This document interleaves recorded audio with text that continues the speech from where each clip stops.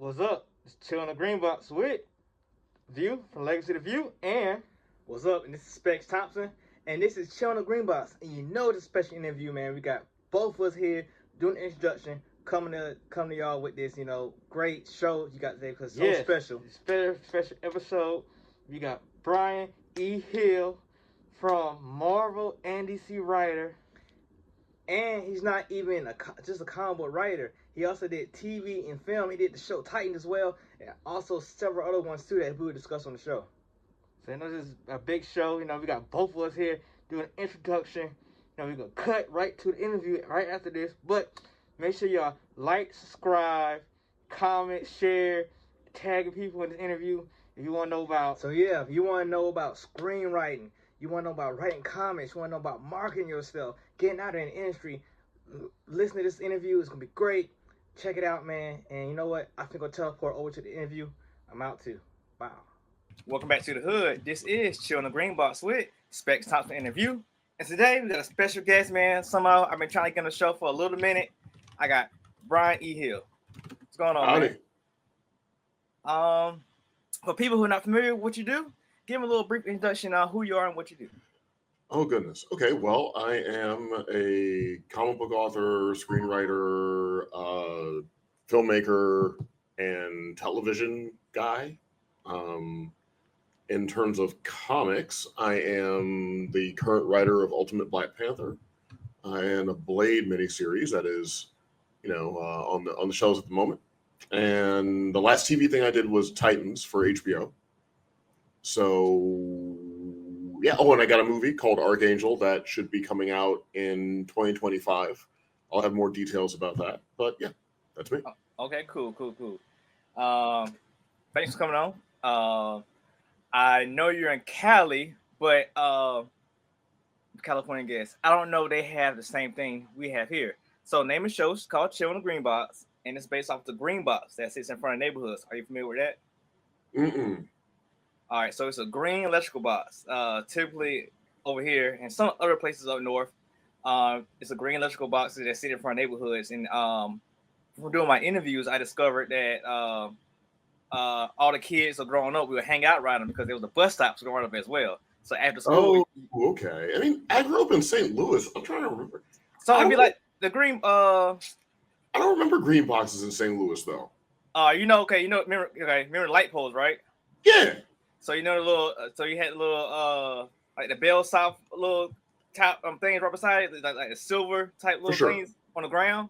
So like those, like some of them are metal, some of them got plastic covers on them. Okay. Yeah. If I had a logo for the show, I'll show you, but I don't want to mess on up doing an interview. But so that concept, just chilling, hang out with your friends, because we did a lot of that growing up. So I've been on a lot of podcasts, listen to a lot of podcasts. People get on about 2 hours and talk about whatever they got going on, but never talk about themselves or anything else. So people have reason to support them besides that one thing they do. So my show is give a reason to like to the creator or whoever I got on versus just that one item or thing they're doing. Oh, for sure. Cool. All right. So I got 4 different segments, all based around that same concept. And the first one's called Breaking It Down. Because around that green box, you brought ideas, concepts, and other things down with your friends. So I can break your brain down with a couple icebreaker questions. Okay. All right. So I don't know how well traveled you are, but let's say, moderately. Let's say, I got a passport around here. I got my passport.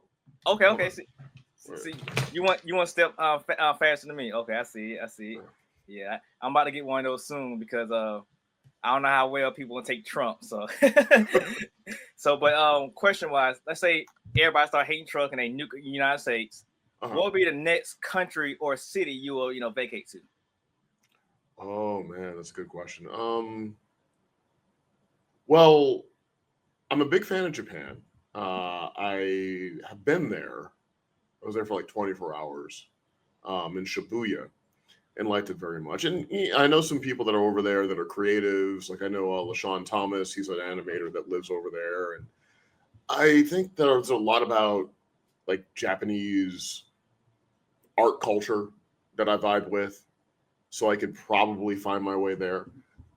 Paris, is interesting to me. You a fashion guy? I mean, I'm not fashionable, but I appreciate fashion. Okay. Right? Like I like to keep myself on the other side of the camera, but I enjoy fashion and style and the rest of it. And so like, yeah, but Paris also has a really rich filmmaking history, French New Wave and like Jean-Luc Godard, Francois Truffaut, so like it would have to be a place that had like an art thing, like I don't think I could be very cool in a place that didn't have like an art culture. You know what I mean? Like it just the way I vibe. They'd have to have like a filmmaking thing. They'd have to have a music thing. They'd have to have a bit of like a gallery art sort of thing. So like France, Japan, Great Britain. Probably. Okay. I love Toronto. When I was making Titans, we'd be in Canada a lot, and I really like Toronto. It gets cold in the winter, but lovely people there, man. And I'll tell you what, like the average Canadian is like 4,000, at least the average person in Toronto is like 4,000 times more attractive than the average American. Like everybody is good looking in Toronto. Is it food because of the food? No, because they eat pretty bad stuff. I mean, they have like poutine, a lot of beer. I don't know. Maybe they're just like nicer, and so like time treats them better or something. I don't know. But was a real big fan of that. So yeah. I mean those kind of places for sure. You say that, but it seems like Drake, and Justin Bieber ran to the South. Well, I mean, listen, like like there's always gonna be some folks. Like I've never met Justin, never met Drake. Mm-hmm. Know somebody that worked with Abel and said that Abel was really cool. Never met him. But I mean, I used to be a Drake fan before K Dot. Oh yeah, you gotta represent Cali, huh? And I was like, oof, yeah. I don't know. It don't hit the same anymore. It just don't hit the same anymore. What got me? I'm a Party Next Door fan. I was excited about this album. Oh, this is a rough week then. Yeah, I didn't press play. It's relentlessly fine. They say it's not R&B though. What's that? They say it's not R&B. It's not an R&B album. I mean, it just feels like, honestly, it just feels like songs that didn't make it on other Drake records. Yeah. Right. Like they're melodic, but like nothing really gets you. It's just, I don't know. I just don't. It's not horrible. It's just, I'm probably not going to cut it on again. Yeah. My next question. What's your top 5 restaurants in Cali? Food spots. In Cali? Yeah. Ooh. Oh man, California has so much like good food out here, right? Like everything is kind of all right. There's a sushi spot I like a lot called Sakana. I like sushi a lot, so I go there a lot. I like Sakana a lot. As far as like Cali places like Pink's and the rest of it, I don't really like mess with like the tourist spots. So I don't really know, But thing is, California is always a great place to get a burrito, right? Anywhere you want to get a burrito, they're going to be real good. I tell you what, the Chinese here, I prefer the St. Louis Chinese to the California Chinese myself. It was real different to me when I went to Cali. It was real different. Yeah, I wasn't a huge fan. New York, I think, is better. St. Louis, I think, is the best I've had. New York is second best. Cali is like a distant third. But yeah, you really can't go wrong with like seafood. There's I don't even know if there's more of them somewhere, but there's a restaurant called Water Grill that I like a lot, seafood restaurant. And there's one downtown, and there's also one like way over on the west side, like way over like by like Venice or something. And they're real good. Okay.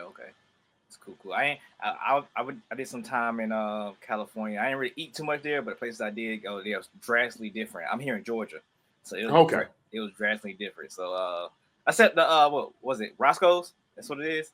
There's Roscoe's Chicken and Waffles. Yeah. I had that. That was it was a good fried chicken. It was. I've never been there. I mean, I do think that In-N-Out is incredibly overrated. I think it's kind of trash. Yeah. I ain't like it. pizza is wounded out here. Like the pizza is not hitting out here. But really, like, you can't go wrong with like the sushi. You can't go wrong. The Mexican, you can't go wrong with it. And they got some really cool like hybrid restaurants too. You know, there's like y'all got Taco Mat, right? Yeah, I think so. So.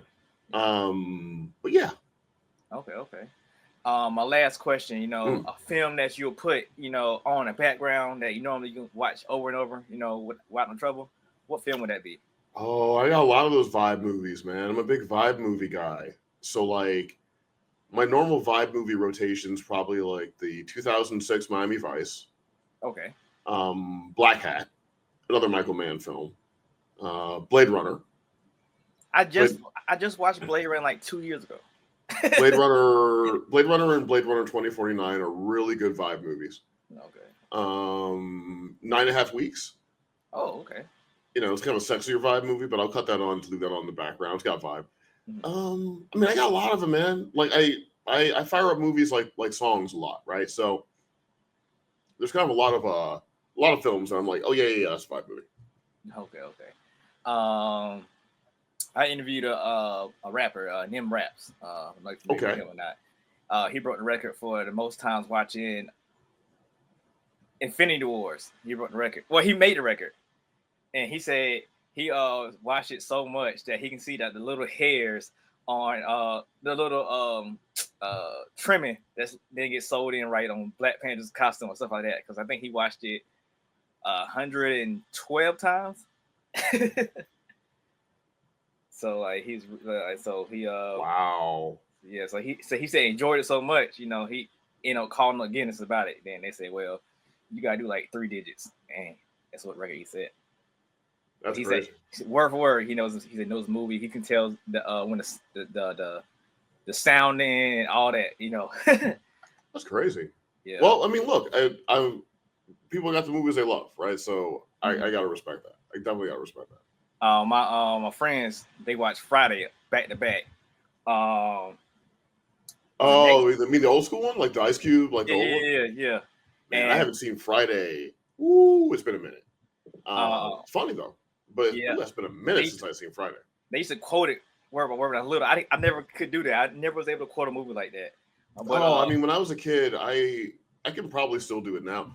I used to be able to do the whole script to the 1989 Batman. Really?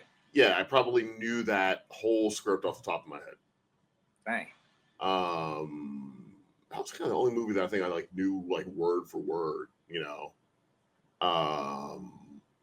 Only thing close to me would be like either Fight Club or Matrix.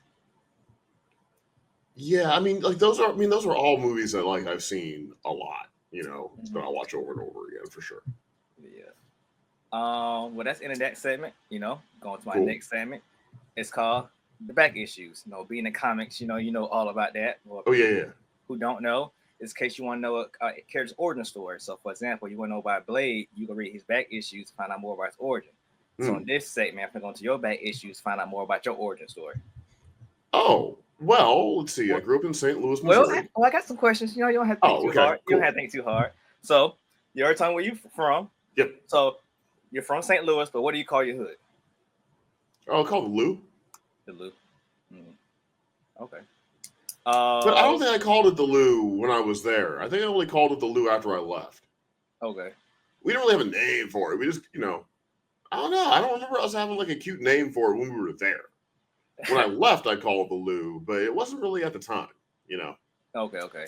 How long before you left? How long you was there? Oh man. Well, I mean, I grew up there, so I left when I went to NYU. I left, so I don't know. I was probably there like 17 years. Okay. 17, 18 years. Okay. It's a long time. Yeah. It's a long time to be in Missouri. So you went there.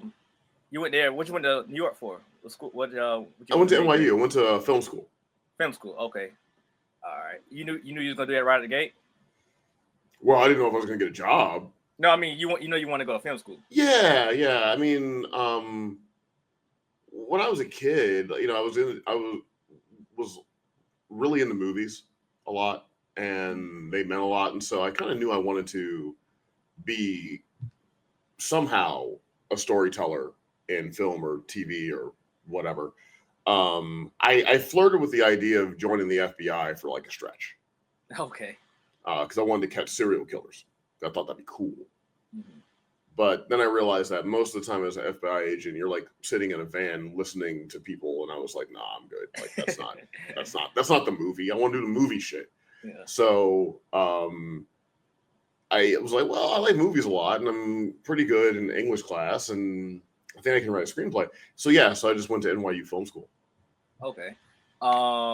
Now, you want to do it specifically the writing portion, or you want to do like the producer? No. I went to film school to like make movies. I had no intention of being a writer. Okay. But I also didn't know how you would like get a script, right? Like, how do you get a script? So I was like, well, I have to learn how to write so I can get a script. So I became a writer specifically to know how I could write a movie, like, you know, to be able to generate my own like screenplays. Okay. Because I didn't know a way to get a screenplay unless I was able to write one, right? Uh-huh. And I've always been like super self-reliant. So I'm like, well, I don't want to be in a need-based scenario where I need someone to write a thing for me. And none of my heroes did, right? Like James Cameron, George Lucas, Michael Mann, like Francis Coppola. Like none of the people that I really admired seemingly had any trouble writing a script. That was just a thing that they were like able to do, right? So I was like, well, I should probably learn that skill too, you know, and that's where the writing really became a focus out of necessity. And then it was just easier to get a job, not to get a job, it was easier to make a buck writing than it was to get hired as a filmmaker, right? Because back when I came out of film school, you had Spike Lee, Singleton was out there. You maybe had like 3 or 4 black filmmakers you could like name, and only like 2 of them were like legitimately sort of famous, right? And like Spike was heads and shoulders more famous than everybody else, right? Even Spike's more famous than John, right?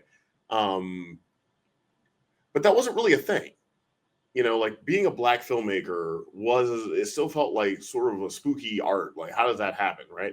But I wrote screenplays because I figured, well, my screenplay isn't a black guy. It's just a script. You don't know who wrote this movie. Yeah. Right? So I felt like that was the way I could get a career going, because they didn't have to like trust a black guy to be able to do a thing. You could just read a screenplay, and if you thought the script had value, you would want to engage it. And if you didn't think it had value, you wouldn't, right? But it wasn't like my race was walking into the door, my work was walking into the door, if that makes sense. Yeah, it does. So that's really what I spent time doing. It still took me a long time to, you know, start making money as a writer, because at first, like, my work was trash, right? Because, you know, your first records are always trash when you make them, right? You just can't, you know, you get the best studio in the world, get the best beat in the world, your record's still going to be trash when you make it. Yeah. Right. To get the trash records out. But yeah, then after I started getting a little handle on craft, and I was able to make a buck, you know, writing the script, and that, you know, kind of led me into comics, which led me into TV, and then I moved out to LA, you know, before the TV thing, started doing that. But yeah, so like the writer part really started from me just wanting to know how to write a thing so I could make a thing. And then I started getting paid as a writer, and then I started getting paid better as a writer. And then that kept me from, you know, kind of, because like everything you want to do in entertainment is climbing a new hill, right? Yeah. So like if you're an actor and you're a successful actor and you want to be a director, maybe it's a little easier for you because you're a famous actor to get people to invest into your movie, depending on who you are, right? If you're Zoe Kravitz or Maggie Gyllenhaal or something like that, it might be a little easier for you. Mm-hmm. But, you know, usually it's like, even if you've done a little something, when you want to do another thing than the thing they know you for, you're kind of starting over at zero again. Okay. Right? Because everything in Hollywood kind of works based on precedence. So it's hard to get people to see that you can do a thing until you do a thing. But it's hard to do a thing unless you get the fiscal support to do it, right? So like, you could be a brilliant filmmaker, but unless you have a film that shows you're a brilliant filmmaker, nobody thinks you're a brilliant filmmaker. True. The only way to get the film to be a brilliant filmmaker is to get the money to make the brilliant film that lets people know you're a brilliant filmmaker. Now, I'm not brilliant. I'm just using an example. But so it's a lot of like just trying to figure it out, right? Just trying to figure it out. So it took me a bit to get that to filmmaking because people would take me seriously as a writer, but they wouldn't take me seriously as a filmmaker. And now they're starting to take me seriously as a filmmaker because I made a movie, you know, and that movie's in post-production. We're going to get that finished. I got a second movie I'm putting together, but it's always a battle. You want to do a new thing, then you're kind of starting over at zero. Now, the journey, the length that you take to get to the place where you can work might be a little shorter if you've done other stuff, right? Because it's like, well, like if you're The Weeknd and you want to be an actor, you know, they might, you know, joke on you a little bit for the Idol, whatever. But like a couple more times, does a good job, legit actor The Weeknd, right? Like Janae Monáe.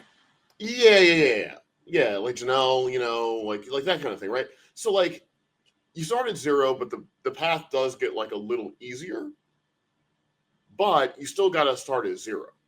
So like I didn't really get back to filmmaking until I had built up enough of a reputation as a writer that my writing had value, and they just kind of had to take me along with it. Okay. You know, like so yeah.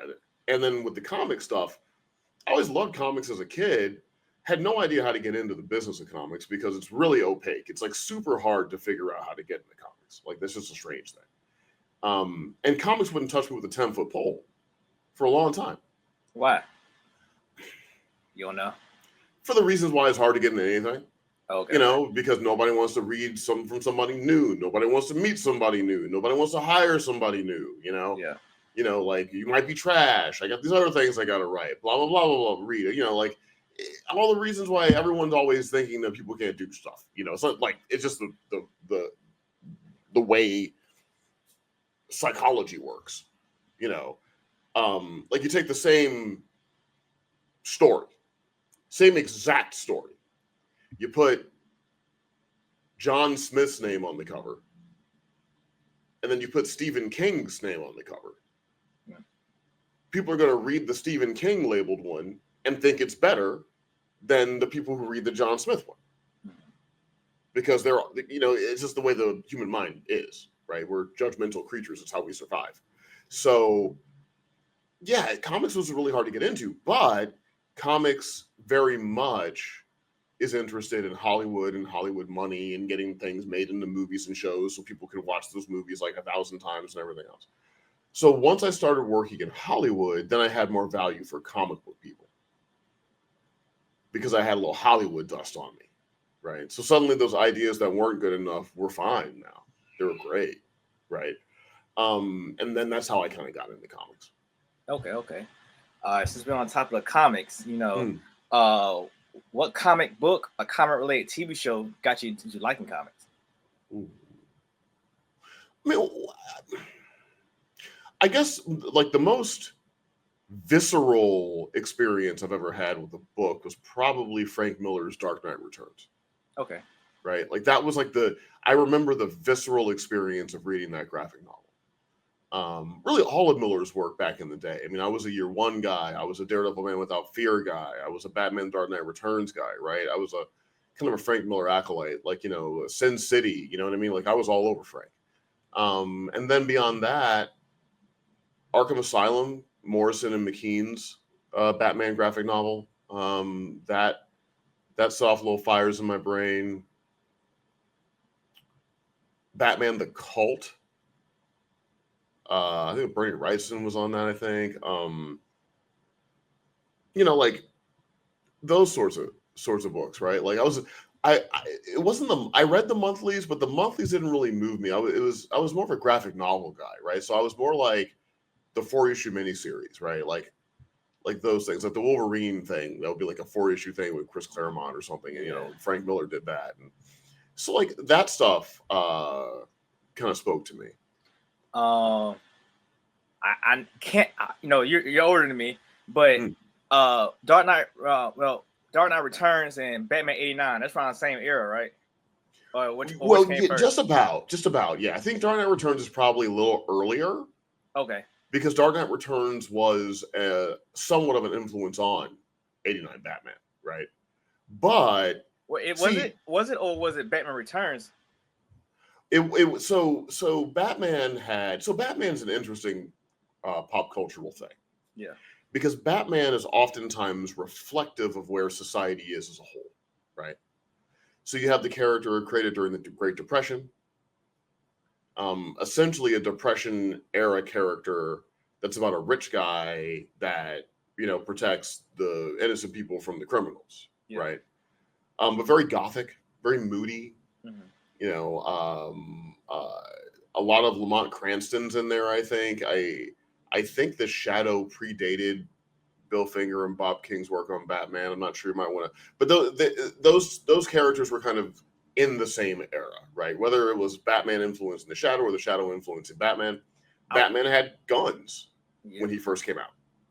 He used to run around and shoot people, right? Then when the 40s came, you're still in that like crime noir sort of space. But then the 50s and the 60s came, right? With the promise of space travel, the kind of this kind of new Americana nostalgia that wasn't shared by everybody, by the way. There were certainly demographics in America who did not enjoy the 50s whatsoever. But we're largely talking about white America when we're talking about like dominant popular culture at the time, right? Okay. So then you get the more technological sort of stuff. You get a little cosmic Batman things, right? Things get like a little brighter, and it's not so much in the shadow anymore and all of that, right? Like, it's the manufacturing boom in America in the 50s. It's the rise of the automobile sector and all the rest of it.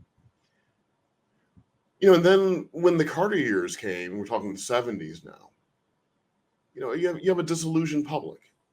You have a public that had gone through a decade of assassinations in the 60s. Yeah. Terrible social unrest.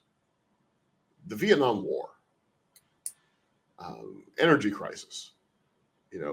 Deep recession. A lot of layoffs.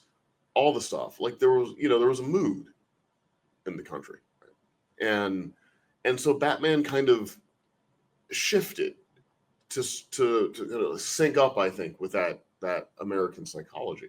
So Miller's revisitation of Batman as a thing predated the '89 Michael Keaton movie, because Miller's Batman was the darkest version of Batman that you could find in a contemporary way when it came out. I don't know what the date was. I want to say 1986, but don't quote me on that. Okay.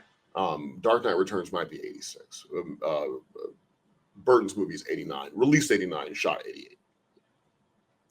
So on the filmmaking side, they didn't know what to do with Batman. Because previous to Keaton's Batman, the last time Batman was in a film, it was no Batman, right? We're in the Adam West 60s, right? We're in that kind of Technicolor, sort of like quasi psychedelic. People listen to the Beatles doing the Batusi and all the other stuff, right? So Warner Brothers was like, maybe it's a comedy. There was a time when they were developing that movie for Bill Murray to be a comedy, and it was going to be like a funny Batman. Uh-huh. I always say, like, when when Hollywood doesn't know what to do with an IP, they just get lazy and make it a comedy, right? No. We don't know what to do with Starsky and Hutch. People don't want to see a 70s crime thing. Make it funny. Yeah. Right. So when they run out of ideas, they make it funny. They make a thing that wasn't funny, right? Mm-hmm. Certain things are funny, but like some things weren't, and you just make it a farce, and then you try to make a buck off of it. Yeah. But yeah, so like that was so successful, Frank Miller's Dark Knight Returns, that it influenced Warner Brothers' idea of what they would do with Batman. And that dark, gothic, oppressive nature of that film, production design by Anton Furst. Furst later, unfortunately, killed himself between the first Batman and Batman Returns. He was clearly a man that was struggling, in his own way. And you can kind of see that in the production design. Danny Elfman's sort of quasi-gothic score, influenced a bit by like 80s dark new wave, because Danny Elfman was also in a band called Oingo Boingo, and they were kind of a new wave band. So there was Prince's music on top of it, which added like a sort of like a funky sexuality to the whole affair. Like you're too young, but if you were like 13 or 12 when the 89 Batman came out, the entire world was that movie.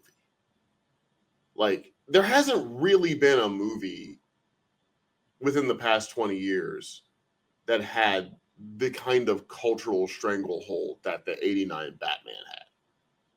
I mean, that bat symbol was on everything. It was everywhere.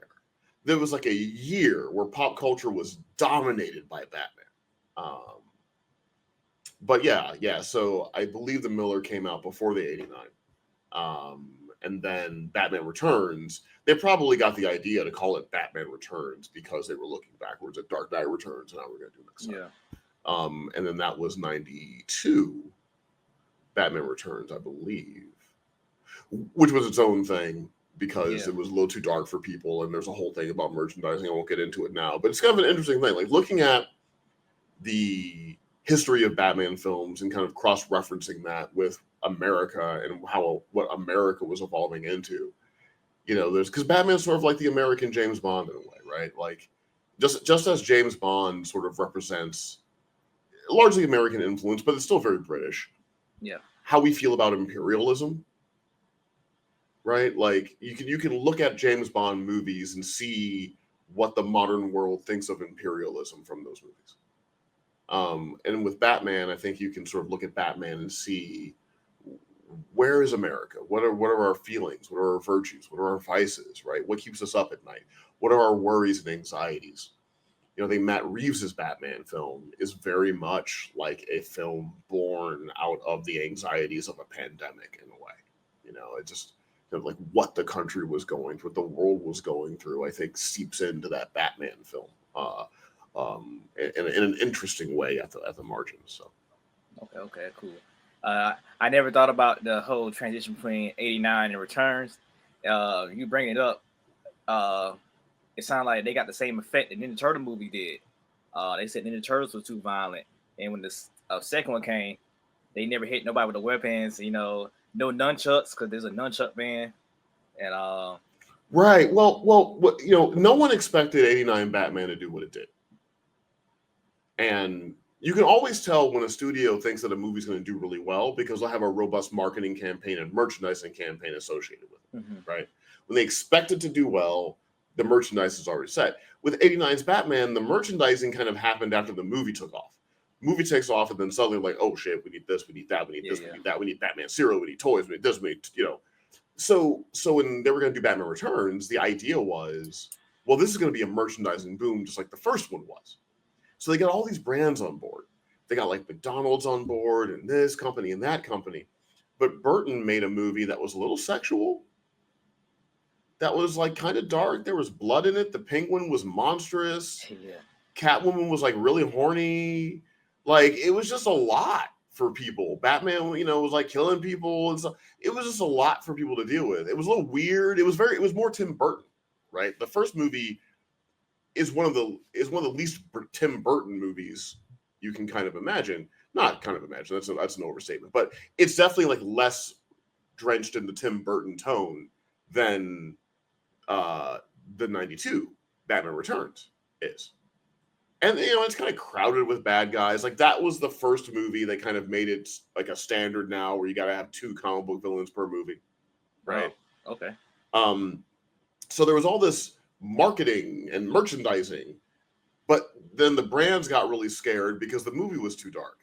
So interesting thing, McDonald's was going to do this major Batman Returns marketing push. You know, toys and the Happy Meals and the cups. And they did for like a little bit, but then parents groups got really upset with Batman Returns. So they made a shift. And instead of marketing Batman Returns, they made a shift and started marketing Batman the Animated Series within that same period. Yeah. So suddenly now you weren't getting the Michael Keaton cups, the Michelle Pfeiffer cups and the things. you were getting the Batman the Animated Series style stuff, right?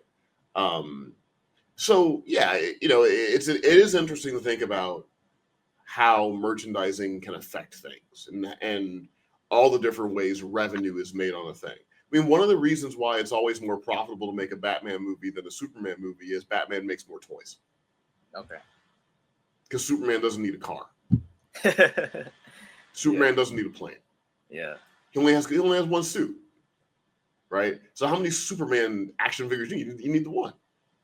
Right? Batman, you gotta have the one underwater, you got the one with the fire, you got the one with the thing, the camouflage one, you gotta have a car, you gotta have a truck, you gotta have a plane, right? Yep. So he has all these like kind of what they call it, the word is toyetic. Batman is a very toyetic character. Superman isn't nearly as toyetic. Oh, okay. I never thought about that part, but yeah, all right. Oh, I mean, when you're talking about hundreds of millions of dollars, every little part matters.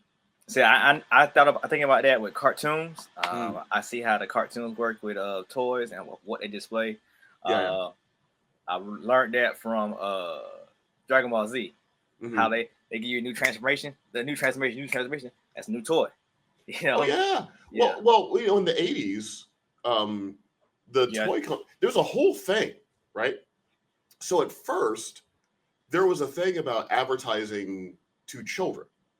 There used to be a regulation that said, hey, you can't really market things to kids too much, right? And there was a regulatory aspect of that. Well, when Reagan became president, that was one of the regulations he got rid of. And when he got rid of that, then the toy companies could now market things more directly to children. So what do? They had toy lines, and they made cartoons based on their toy lines. G.I. Joe. So some parents were looking at that being like, my kid is just getting a half-hour commercial. Really? Right? It would be a commercial that would then have commercial for the toys in between and they were like, well, this is like, a dystopian nightmare. Like kids are being like oversold. But to the credit of the people making these shows, they were telling real stories with real characters, right? That's they were doing real work. But ultimately, at the core of this, you had things meant to sell toys. And the content that we loved, the narrative content that we loved, was kind of advertising first and storytelling second, from like a corporate level. Okay. But not from the creator level. I mean, you had brilliant people. You had J. Michael Straczynski working on things in that space, all that. There's a really cool YouTube, Secret Galaxy. And I think I forget Dan's last name is the host. And they go into the kind of the background on all of these things you've heard of, right? Like your Voltrons, G.I. Joes, Transformers, GoBots, Mask, the rest of it. But Dan kind of breaks down like, well, this is like how it all came to be. And these are the people that worked on it. And this is why they made certain decisions. And this is why you only got one season of this. And this is why that didn't work. And Silverhawks didn't do this and all that. It's really, really great. So if you've ever seen Secret Galaxy, definitely watch Secret Galaxy. I love that. Okay. Show. All right. Music. I know you say you like music lover. Yeah. What song or artist got you liking a certain genre or got you liking music in general?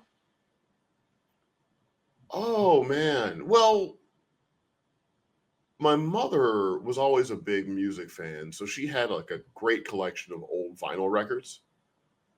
And I remember like when my mom and my grandma, my auntie would come over to the house, like they'd put a record on and there was like music playing in the house a lot. Right. So like that was something I remember a lot. I remember like, we always had a record player. There was always music and, that was a thing. Then growing up, soundtracks were how I kind of learned about different styles of music. Mm-hmm. Because you'd watch a movie and there'd be that one song on the soundtrack you liked. And then you would listen to all the rest of the songs from the soundtrack and then you would learn about other bands and you would kind of daisy chain. That was back when music was more of a movie thing than it is now. Mm-hmm. It used to be that like every time a movie came out that was significant, it would have a soundtrack. Yeah. And, maybe like 2 or 3 tracks from the actual soundtrack were in the movie. The rest of them were just kind of, 7 or 8 tracks that filled it out. But you would get familiar with a bunch of artists. It was a good way for labels to get newer artists out there to people. Because if somebody was going to, let's say, buy Ghostbusters because they like the Ghostbusters song, right? And everybody liked the Ghostbusters song. Well, you know, you've got 11 other tracks on that LP. And so you might put a relatively new artist or obscure artist that's on your label, go ahead and put them on there too, because they're going to have more people listening to them. And then if that song catches fire, then they build a little fan base. So there used to be a whole way to do it. And because when I grew up, we didn't have like instant access to films. You would see a movie in a theater, it would take a year for that movie to come out to video. The video was still relatively new, right? So, and then even when it did come out to video, like, you know, it might be 2 weeks before you could go to the Blockbuster and actually get it, right? They'd have a wall of these tapes. These tapes will always be gone. Yeah. You know, like, how are you going to get the tapes, right? So a lot of times the way that you would re-experience a movie would be through its soundtrack. Yeah. Because you can go get the soundtrack. So if you wanted to watch The Empire Strikes Back again, you didn't have the tape or it wasn't on, and sometimes tapes cost like $100 or something, right? $100 back in the 80s was like not a small amount of money, right? Mm-hmm. So, not that it's a small amount of money now, but you know what I mean? Like, Yeah. That was a significant chunk, a dollar there, to get a movie. You had a VCR, and you had the VCR had been hooked up to a TV, the whole thing. So if I wanted to re-experience the world of The Empire Strikes Back, I could play with the toys, I could listen to the soundtrack. You know, and then we had we had our Walkmans and you know, everything was tactile, like physical cassettes and all that stuff. So you had a relationship with media. Like you had a physical relationship with media that you don't really have now. And that changes, I think, how we bond to it. And so for me, I had a very physical relationship with media because I was carrying tapes around. I was making mixtapes. I was borrowing tapes from friends, dubbing them, and then, you know, then giving those tapes back, right? Playing the records, you know, like, so yeah. And going to the library because the library had, like one of my concerns about the current administration is I hope they don't like, you know, gut the library system, because for a lot of people, a library is where they can go experience media that they maybe couldn't afford. I would check out a bunch of movies and records and tapes, and I would listen to a bunch of things. And I was making weekly trips to the library. You know, like grabbing this thing, bringing it back, grabbing a thing, bringing it back, and just like dosing myself with like all this kind of media. And it really helped me build a variety of interests in a way that was way beyond my pocketbook's ability to do. Okay. All right. Going to film school right out of high school, pretty sure that was pretty different than your friends. So I know that you stand out with most people as being a film nerd. So when you find out that you're a nerd? Oh man, well, you know, it was weird. I was a scholarship kid to a pretty like white school, just to be honest, right? Like I didn't have any money growing up, but those kids had money, a lot of money. Because of the nature of the school, I never really felt like nerdy, really. Uh-huh. And it was the kind of thing where we had to always play a sport. So I was still playing football, you know, I was still doing track and field. Like we were all doing these things. I mean, I knew I was more into like nerdy stuff, yeah, than the kids were, right? Like, but I guess like the way my personality is, I'm only going to love something for so long before I want to do it. Right? Like I've never been just like a fan of a thing. Not that I mind that, but like that was not how my mind worked. So for me, like when I would meet kids, like my friends that were super into like sports, for instance, and I was like kind of into sports. I played some martial arts. I did some of that, but I was never like a big sports guy. Like I'd play football, whatever, but I never like cared about the NFL in a detailed way, knowing statistics and stuff. Like I cut a football game on and enjoy it, but like I couldn't tell you what somebody's thing was and their average this and all that. I played Madden and whatever, you know, all that stuff. And I guess my disconnect and my crazy was like, I don't understand how y'all can love the NFL so much and not want to do something in it. Like, how can you love something that much and not want to do something in it? Yeah. I never got it. And so like, yeah, I like comics, I like movies, I like this, I like that. I'm like, yeah, but I want to do something in it. You know, like, so like I kind of converted to that thought like sophomore year of high school, where I'm like, well, I want to be involved in this in a professional way as a career. So I always looked at like my interests and the time I would spend in there and the money. I didn't have much, but the money that I would invest into it, even down to my academic choices, was kind of always rooted towards empowering me in a way to be able to do the thing I wanted to do. So I knew I was into nerdy stuff, but I wasn't, gratefully, I was never really in a scholastic environment where you ever felt ostracized for being into stuff. So like, I didn't have any of the negative aspects of nerddom. But I knew I was into, like that, like stories and fiction and sci-fi and, all that stuff. Okay. All right. Well, you had the same mindset I did. I knew, and I the Yu-Gi-Oh cards, comics, all that stuff. I was part of that, but I did. So what I was saying, I don't know if you cut me off, but I said I had the same mindset as you. I played sports and whatnot and hung out with popular kids, but at the same time, I had the Yu-Gi-Oh cards and Sure. watch the shows and all that stuff. But I called something called a nerd gap. So it's when I was doing nerdy stuff, then also I had to completely stop. Like I say, I missed the Naruto shipping phase. I missed Clone Wars, Young Justice, all them like shows is popular. I missed all that until I got out of college. Then I think a Dragon Ball Z movie came out, and I was like, they still make Dragon Ball Z? And it started making a lot of this stuff. Yeah. Comic book wise, New 52 or more like Rebirth and the Civil War got me back in being interested in comics. Oh, for sure.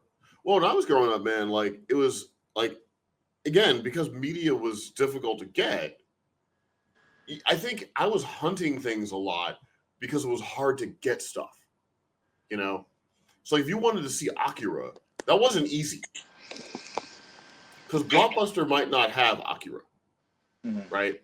So like you had to go to that one mom and pop store that might have it and do as a tape in, put yourself on a list, and then you would get a call like 6 weeks later, yo, we got Akira back in stock, you're gonna go watch Akira, right? And I think because it was harder to get things, I would watch things like 4 times when I finally got it in my hands. So like if I got Ninja Scroll, for instance, I would watch Ninja Scroll like 7 times, right? Because I was like, well, I don't know when the next time is I'm going to be able to watch this, but I've got the tape right now, so I'm going to put it on and keep messing with it. Or you hear about like John Woo movies, these crazy action movies that like, man, like The Killer and everything. And they were just hard to get. They weren't easy to get your hands on these things.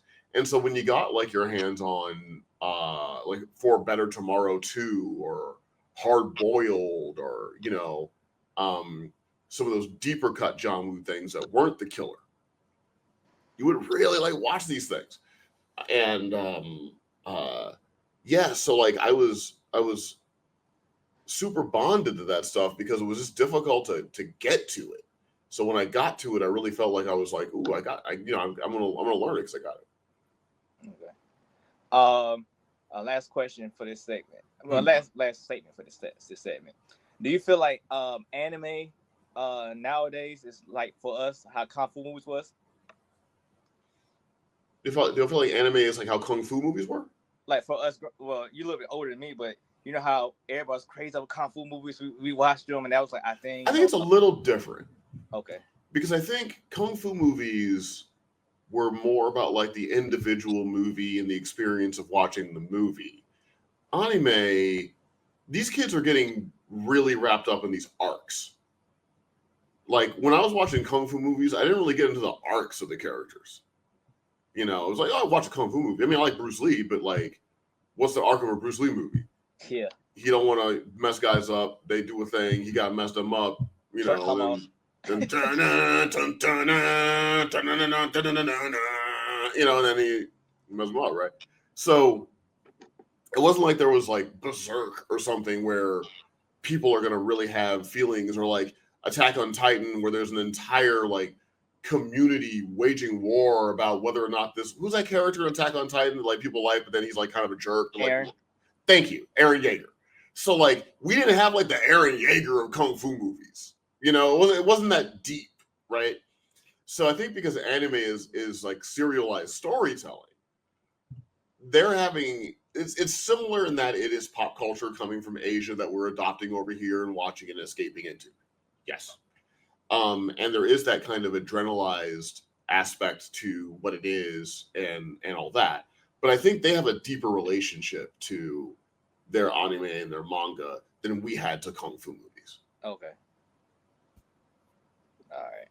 Well, that's one concept I had another creator talk about. I was like, oh man, like the age gap of that, the anime and the kung fu movies. But I just thought. Well, I think one of the reasons why anime and manga really resonate is a lot of those anime stories are coming of age stories about the choices and the sacrifices you have to make and trying to sort of wrestle with what is adulthood, what is for young boys, for you know, like young dudes, like what is manhood, and American fiction.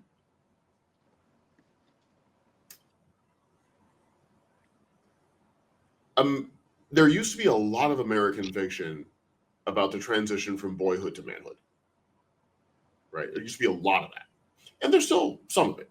But there used to be a lot of it where like everything was kind of that.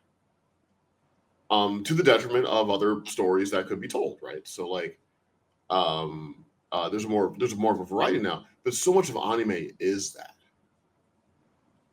I think young dudes especially gravitate to that because it kind of helps them see their way through their feelings and emotions in a way that you know, certain sections of American fiction don't really anymore.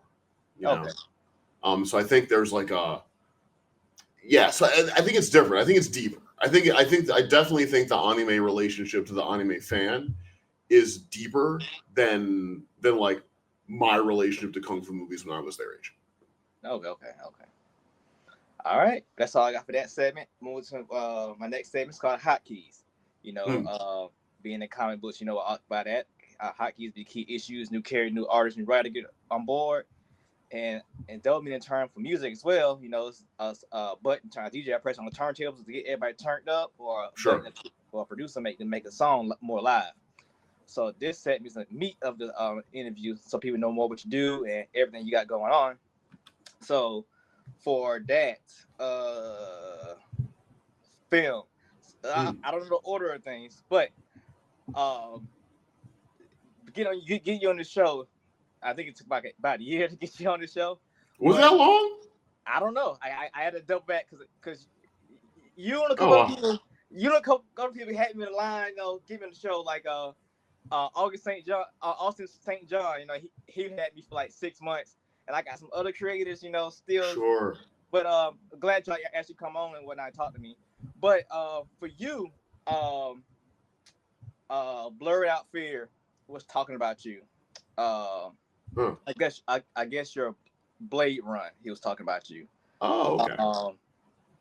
And I looked and I was like, I ain't read the entire Blade Run you have, but I read a good significant amount of issues. And I was like, I like that guy.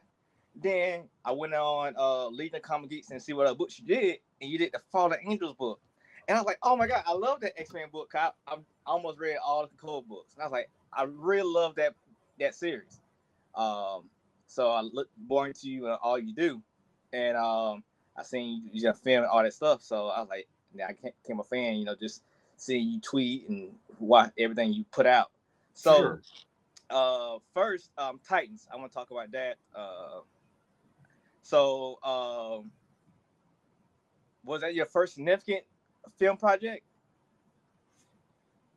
That was, I mean, it's probably the most high profile. High profile, okay. Because, you know, it had a big marketing machine behind it. It was Warner Brothers. It was all those things. You know, I mean, you know, I'd sold some scripts before, and I'd written like a movie that was on Netflix. No, that happened like during Titans, actually. So probably, I guess. I guess technically Ash vs. Evil Dead was like my first like thing that like people had heard of because they did a season of that. Then Titans was like the biggest platform I'd been on for a minute. That was the first time I was like working on a thing that had like a fandom and episodes were coming out and people were talking to me on social media, that kind of deal for sure. Yeah, I don't know what season you came on board, but was you from the jump or later on? Oh, that's from the jump. So how was the transition from whatever that was at first into HBO? I mean, they didn't really change what we were doing. I mean, that was like corporate stuff upstairs, right? So like, it didn't really affect the creative too much. I can tell you that like it felt like the spotlight's a little brighter when you're on HBO for sure. Mm-hmm. Marketing's a little stronger. You start seeing billboards up around the city, that kind of thing. But yeah, creatively, I mean, part of being in the business is you got to be aware of the business at the same time you know when to ignore it. Yeah. The business is kind of like the crowd in the stadium. Sometimes it's going your way, sometimes it's not, but it can't actually affect what you're doing on the field. Right? Like you affect what you're doing on the field. So like it's cool when the business is going nice and you're getting cheered for what you're doing. It sucks a little bit when people are booing you. But you're the one who decides how far you're going to throw that football.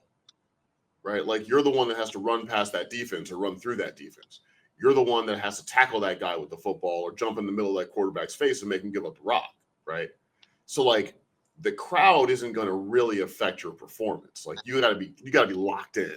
So as things are moving and changing on the business front, that's cool. But ultimately we were just locked in creatively. It's gonna turn my face. I know how it is for actors getting on a project, but as a writer, is it like an audition project process, or how do you get on board in like I guess a writer's room of a project? Oh, I mean, look, there's no one road that leads to Athens, right? Like many roads lead to Athens. For me, it was I had started working in comics and I wrote a couple of original comic books that people wanted to turn into TV shows. That introduced me to TV people. And then there was a need for a new writer in a room, and I was a new writer and I had screenplays that I'd written people could read, and they read my screenplays and were like, yeah, maybe we can put this guy in a writer's room, right? But it's different for everybody. Like there are programs that matriculate people into writers' rooms. Like studios have their own like new writers initiative things. They'll pull new writers in and give them a job on a show, like that kind of deal. Uh-huh.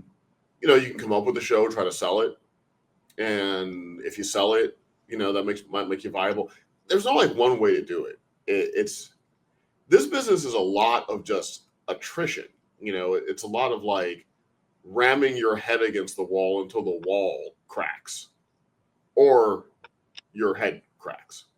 But like, it's just that. It's like, so like what I tell people is if you want to do this kind of thing, you have to make like a deep commitment to the struggle, right? Like you can't avoid the struggle. You got to commit to the struggle. There's no one way that you get into a TV show or you sell a screenplay or whatever it is. Basically, you need to create good work, constantly challenge yourself to make your work better, share your work with whomever you can share it with that could possibly help you, and emotionally commit to the struggle. Because you will struggle. Just commit to it. So, since you're talking about struggling, so in between time, what do you do to keep afloat? You just get like a real job, or you just do smaller stuff, or? Well, now I get paid well enough that, basically I'm just a full-time creative and been that way for probably 10 years at this point, right? Mm-hmm. Like it's, I get paid enough to write a screenplay that money's not really something I worry about. But when I was like struggling, yeah, man, I would just do anything I could to make ends meet, it's a lot of going without, right? Like it's a lot of, I'm not going to get these things my friends are getting because I don't have the money for that. But I also don't have the time to do what my friends do. So my friends, they might have a 40-hour work week, 8 hours a day. Then they come home, they want to go to the bar, they want to hang out, they want to watch the game, whatever. I don't have that kind of time because the time that I have for myself, I got to write a new screenplay. Yeah. I got to read a book about writing. I got to study this television show.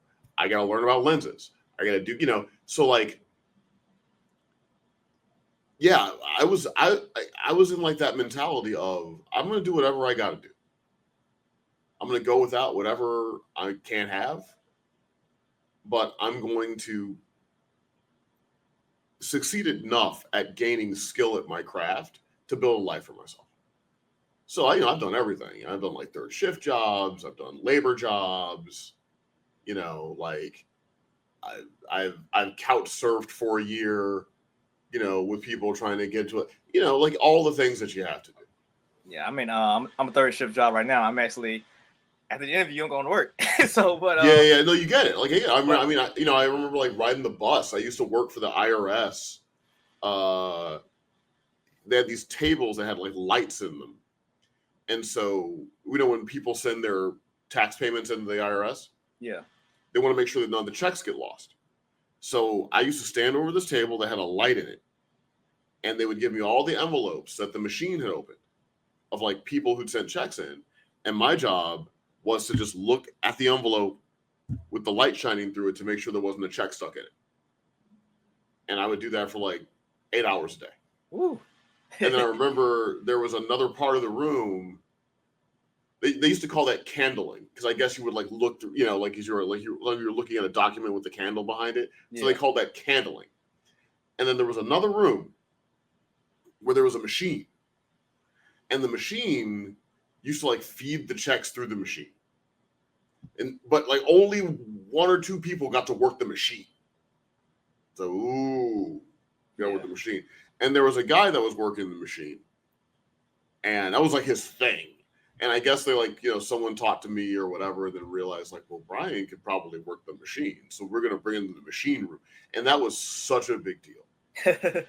Because I was like, I got graduated up to the machine. Mind you, I hate what I'm doing with every fiber of my being. Yeah, why am I here with you people? I don't want to sit here, look at empty envelopes, and talk to you about baseball, right? I hate you people. So I'm thinking about narrative and Aristotle and this, and I'm trying to come up. So I would do kind of like the crappiest jobs in the world because I didn't need to think. And that way, when I was, quote unquote, working that job, I was really coming up with a story, thinking about writing a thing. Okay. So that explains what goes on in my head. I wonder why I do that at work. I was like, man, let me get my phone there, put it down real quick. Let me do this. Yeah, like I didn't want a job to take up any intellectual capacity. Yeah, okay. Because I wanted my intellectual capacity to be built on my career. Right? Like I didn't want to be the best envelope watcher. No. I just needed to make a little bit of money to buy myself some stuff and give my mom some money. Yeah. So I just commit to the struggle. Okay. And last segment, you spoke a lot about Batman. Like you spoke a lot about Batman. So getting on Titans, was that like, I'm one step closer to Batman for you, or like how did that feel? Not really. No, not really. Like I'll be real. I'm not a guy that has like a big burning desire to write other people's characters. Okay. I'll do it, and I'll have fun doing it. But I create my own stuff too, right? So like, it's not, even though I love James Bond. Mm-hmm. I don't need to write it.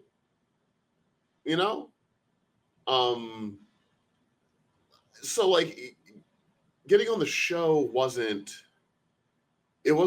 I felt like I may have been better equipped to help that room. All right. Because I knew a lot about this world, but it wasn't a major thing for me, really.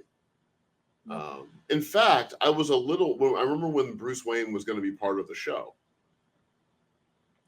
and I was a little hesitant. Not that I could choose to engage it, because it was a job. I had to write what I had to write.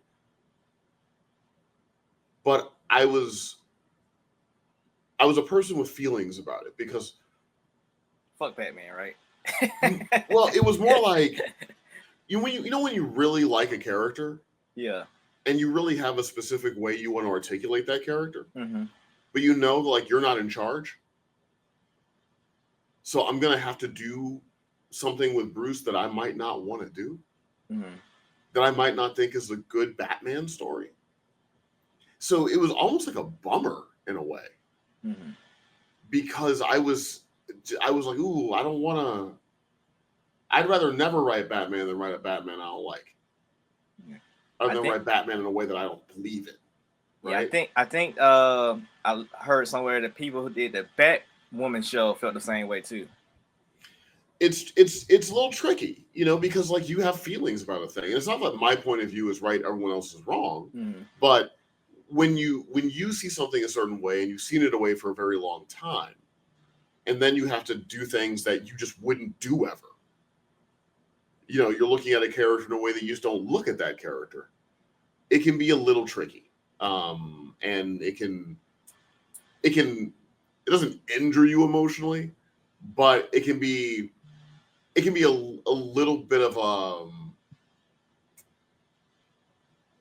it can add some emotional anxiety to the work that you're doing, because while you're getting to write the character, you're not really getting to write the character as you see them. But then other people are going to watch it and think that you wanted to do it that way. And then when they don't like it, they aim it at you.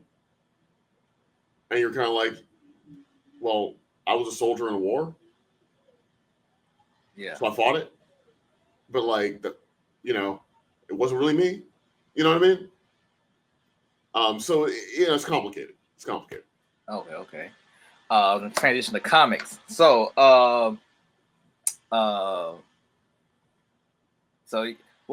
what was your first comic book you got a part of? It was a short story in a Ron Mars Witchblade comic. Witchblade, yes, I've seen that. Yes. I don't remember what the story was, but it was a short story I wrote in Ron Mars Witchblade. I think it might have tied into like some artifact thing that Sarah Pizzini was going after artifacts or something, as I recall. So that was the first thing I did. Okay. All right. So how was the transition from, I guess, that was like the back story of that book into your own full-fledged story? I mean, the same way as everything else. Like, you just keep asking and people keep telling you no, and eventually they tell you yes. Okay. Like, I wish I had like the more adventurous answer, but I don't. I mean, this is life, right? Yeah. Life is everybody telling you to kick rocks until they don't. So I think I just kept asking, and eventually, like, I got an opportunity. Sometimes you just have to wait for circumstances to line up for you. So, maybe something falls off a schedule and they need to put somebody in there, or suddenly they need a book and didn't know they needed one, or but everything is the same basically. You just have to keep shooting at it until it dies. It's like, I mean, an entertainment career is very much like a bullet sponge boss in a video game. Like, it's like a Dark Souls boss. Where like the boss isn't even going to change the animation when you hit it. Yeah. Like, you risk everything to get that hit, and it doesn't even change its animation. And you don't even know if this is effective or not. And the boss has like 8 different bars. And then the moment you think you got it, the music changes. And then their patterns change. And then you got to start all the way back over and learn this new pattern, right? Like, that's Hollywood. Okay. To start with, I met you at, the X-Men book, I guess the first time the Asian Psylocke had her book in about 20 years. Oh yeah, people hated me for that book. Oh, they came at my throat for that book. Yeah. Like, I mean, I don't mind it. Like, people spend their money and their time on work. They are entitled to their opinion. I'm never upset with someone for an opinion they had about my work, because I get paid to write it. They got to pay money to read it. I totally get it. And it took a while to wrap up your story too. Like, with the child, that was almost like the end of Cocoa. They were like, oh well, remember she was looking for a kid. Right. Yeah, I mean, that was an example of me being completely out of sync with what X-Men fans wanted at the time, right? And that's my bad, not their bad, because I was approaching it from very much kind of like a 90s, almost like a 90s, not, I don't want to say edgelord, but like it was like 90s grimdark. And that's kind of where it was going. And the rest of the X-Men world was very mired in kind of, rich emotional storytelling, triangular relationships, like things like that. And I just kind of have this sort of grim, dark, sort of story that they just did not want at the time. And I totally get it. And that's kind of my bad, because I was working on Titans at the same time. Oh, okay. And I didn't have the time. Well, that's a lie. I didn't make the time to get hyper fluent on everything that was going on with X-Men. And I think part of it was also kind of my arrogance. As part of me just being like, I'm writing television shows. Like, I don't need to like bend over backwards for this funny book. Like, I'll write a thing. It'll be cool. Right. I think I did have a little hubris because I was working, and in comic books you get paid this much, and TV I get paid that much, right? So like, and it's a lesson I learned going forward now, that whenever I do something, I try to deeply invest into it, or I just tell people no. And that was a situation where I should have said no, because I knew I was too busy to do it well at the level I wanted to do it. And I did it because I thought I had a cool thing to do, but I knew I couldn't do the work necessary to really keep up with the fan base. And I should have just turned it down. Which is why I treat comics differently now. I will just say no if someone offers me something. Okay. If I don't think I've got the time to really do it, if I don't think I'm the right guy for it, like if someone offers me like a cosmic story, like I'm the wrong guy. I got nothing for you. Like people I see fans talk about, like, oh, Bryan can write Jon Stewart. You don't want me to write Jon Stewart. I don't care. Like, I just don't care about cosmic stuff. I'm like a Daredevil guy, Batman guy, boots on the ground guy, Black Panther. I can bring some verisimilitude. I got perspective on that. Blade, that kind of thing. But like, you want somebody flying around space with Beta Ray Bill and you out of there. No, that's not, I don't rap on those beats well. Okay. So now I'm just more just honest with editors and folks, just like, yeah, I feel it, but all right. I want to get into your time wise with books, but first I want to Blade. I guess I assume you learned your lesson with Fall Angels, and you went to Blade, and now people praising it. So did you look into what people wanted for Blade? Because I don't think Blade had a series really prior to that for a long time. Well, I tell you what, like, and it's kind of Fall Angels kind of ties into this. So what I will say is, there's stuff that I do in that book that matters a lot to me. I don't want to make it sound like it. I like the book. Like I said, I liked it. I don't want to make it sound like it didn't. And the other thing I don't want to do is I don't want to negate someone else's experience, because there are people that really resonated with the book. They're just not on Twitter as much, right? Me. So like, I don't want to negate anyone's experience with my work ever, right? So it wasn't like that was shallow and empty, but I think Blade is a better vehicle for me as a storyteller.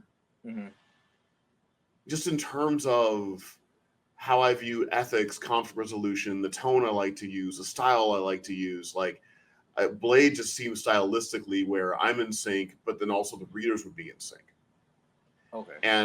And when Marvel came out, came to me and asked me if I wanted to do Blade, I was interested because I didn't know where there was just like a cool Blade, he kills vampires story in the modern era. There were a lot of it, like there was some stuff that was like going on in the past and this and the other thing. And then just real talk, like whenever a black character is written, suddenly it's like super political. And I get it. I mean, look, I was a Public Enemy kid growing up. Like, I had the medallion with the dude and the crosshairs and the whole thing, right? Like, I was that dude, and I still have my Huey Newton moments and all of that. But at the same time, I just felt like it's sort of like a drag, right? Like, in a way, it's like I have an opportunity to take people to another world. I have an opportunity to take people into new characters, new conflicts, new eras, and that kind of thing. And I wanted to do something with that character where if you were a Blade fan, there was something there for you. If you were only ambiently aware of Blade, and maybe you'd seen one of the Snipes movies and liked it, and you know Blade's kind of cool, and then you play as him in a video game or something, right? Yeah. If you were just that person, there'd be something there for you. So that if you're a fan of Blade and someone's like, ooh, what Blade should I read? There'd be something recent there that you could just give them and be like, check this out. Where, you know, he's kind of doing the archetypal stuff. I'm not a deconstructionist as a storyteller. I'm a constructionist. I like mythological hero stories. I'm a Joseph Campbell guy, right? I'm always trying to hero's journey everything one way or another. Especially coming out of Titans. Because Titans was so deconstructive. And it was interesting to do that, because that's not normally how my mind works. But I felt like I'd spent 5 years deconstructing everything. You know, 5 years breaking heroes down, 5 years breaking down the genre, 5 years commenting on the meta commentary and the postmodern meta commentary and the postmodern meta commentary, right? Yeah. That I just wanted to do like a badass action story with a guy who kills vampires. That was loud and sexy and would give me that feeling I got when I saw the Norrington film. Oh, okay. So that was like, so that felt like that was a really good synchronization of me and a character in a way. And that's why I jumped into it. So I'm glad people enjoy it and feel that. But yeah, like that. So the Fallen Angels experience kind of instructed me a little bit into having more specific reasons why I would choose something. And when something comes my way and I know when the frequency is there, I'm like, yeah, the frequency is here. I can do this. Okay. Are you familiar with Blood Without Fear? That YouTuber? No. Well, maybe. A black bald head guy, glasses. That's like everybody on YouTube. But Well, you're like he's a guy that has a microphone and there's some toys behind him. Well, it's crazy. Like he could do a show tomorrow. But they talk about you a lot. I assume that you familiar with the show. But anyway, I'm sure I am. It's a running gag on the show that says Marvel gives you little short stints on your books. But I want to tie it back to something you said previously. You said you like that oh man, well, I don't know what you was talking about. But you say something you was before. You like them little short little segments. Oh, what little guys like little miniseries. It's like, not maybe Marvel. I'll just dead up. I'll just get into it. It's not Marvel, and it's not DC. I get multiple opportunities to do long runs on things. Mm-hmm. I don't have the time for all that, right? Yeah, I see everything full circle. I'm making films. I'm writing movies. Mm-hmm. Like I can't. I can't be Tom King. You know what I mean? Like I can't make my Sun and Moon and Stars 3 Marvel series. I can't do that. Because sometimes I have to lock in on the thing I'm doing. And so like a mini series, I can write ahead to make sure that the artists have the books on time. I know I'm only doing 5 issues or 10 issues or whatever it is. So I can sort of plan my thing out.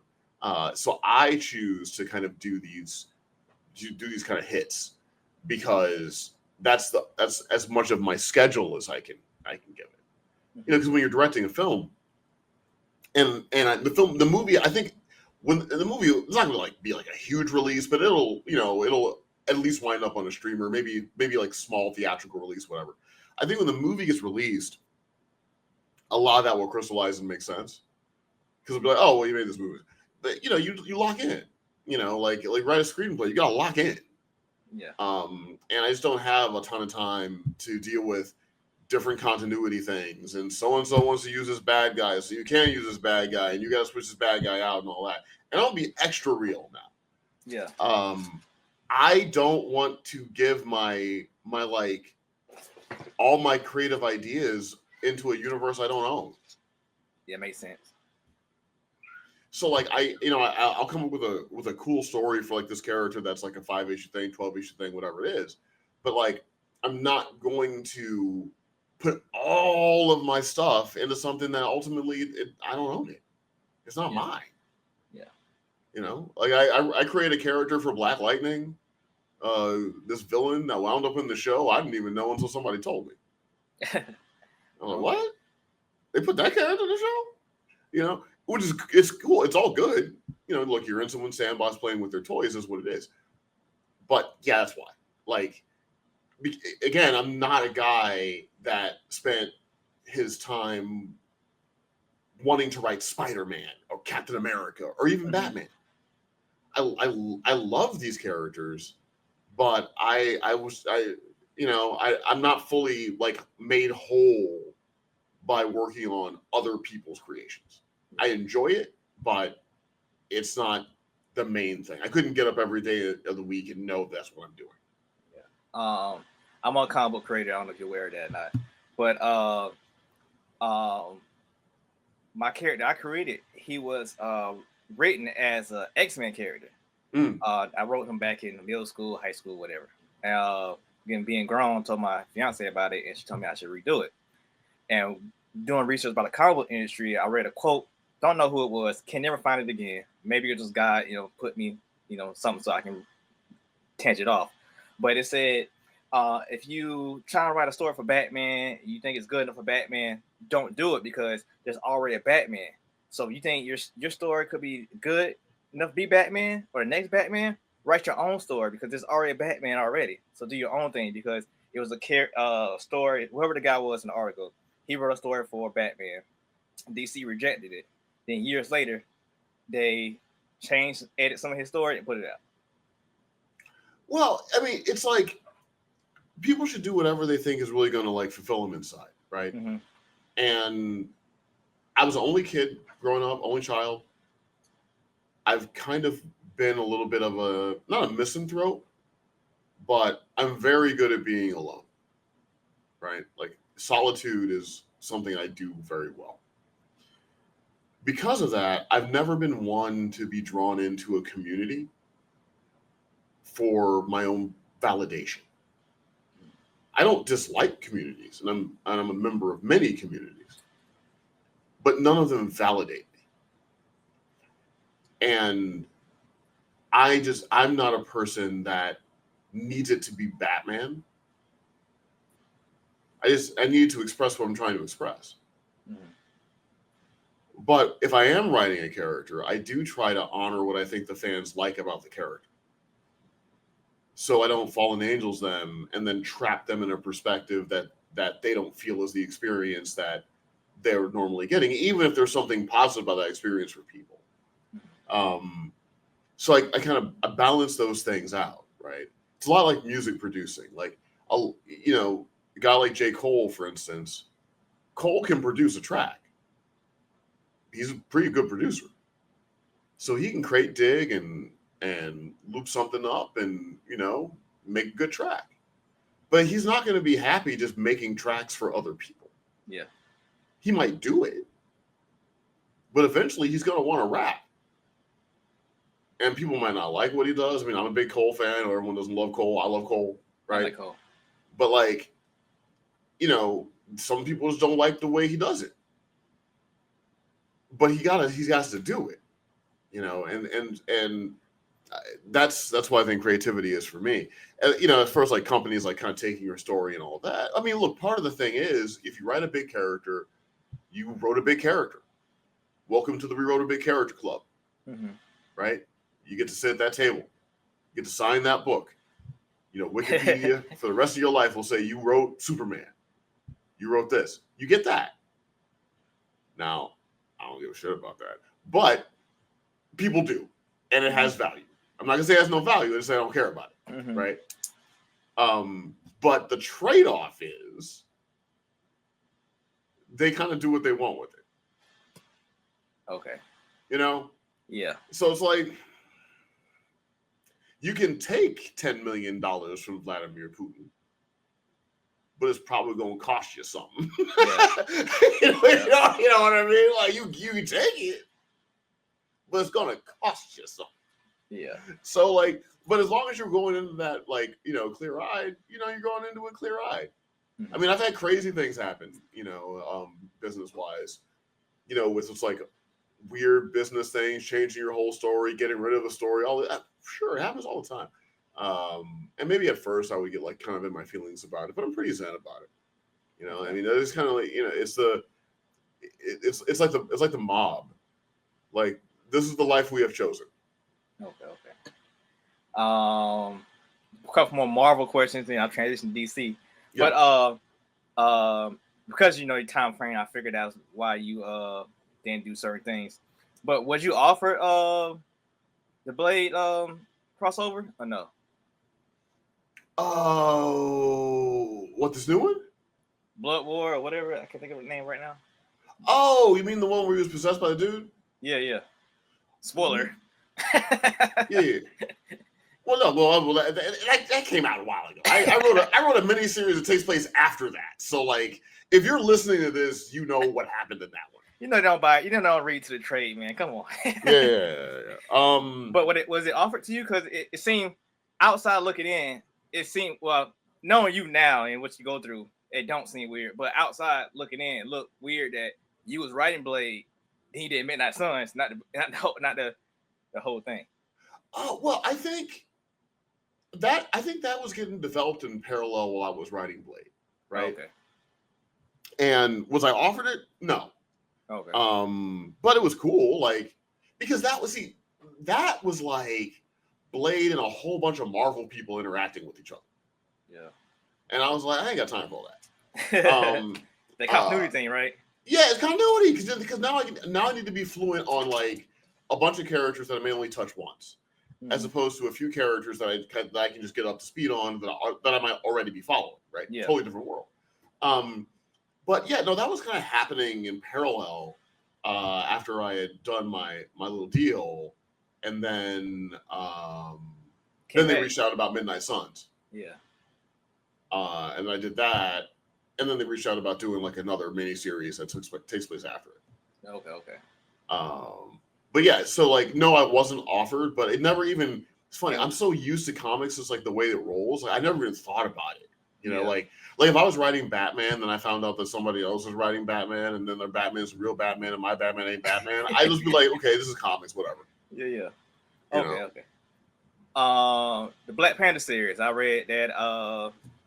Not overnights and kids in school at school. I probably stopped reading that probably September, October, but I was pretty consistent reading it. Yeah. So how much of the Ultimate Black Panther you had your hand in? Because it's I guess a new IP. I don't think he was in the Ultimate Universe at first. So, well, I mean, when they reached out about doing Ultimate Black Panther, it was like they're doing all the Ultimate characters and the reimaginings and all of that. And they asked me if I wanted to do Black Panther. I was like, yeah, I think I have like a cool take on it. So I have my hands in a lot of it because I'm, like setting the stage and telling the story and all that stuff for sure. Now you got design wise and who you get to use. You pick all that as well. Well, no. I let editors put all that together. Okay. I mean, I like. They give you the toys and you just write the toys. Yeah, I like a bunch of artists, so I'm pretty easy to please. Mm-hmm. And I figure they're picking people for the reasons they want to pick them. Okay. And I just kind of roll with that. I rock with it that way. So, yeah, like they kind of put that stuff together, and then I just work on the story mainly, and then collaborate with the artist the way I need to. Okay. All right.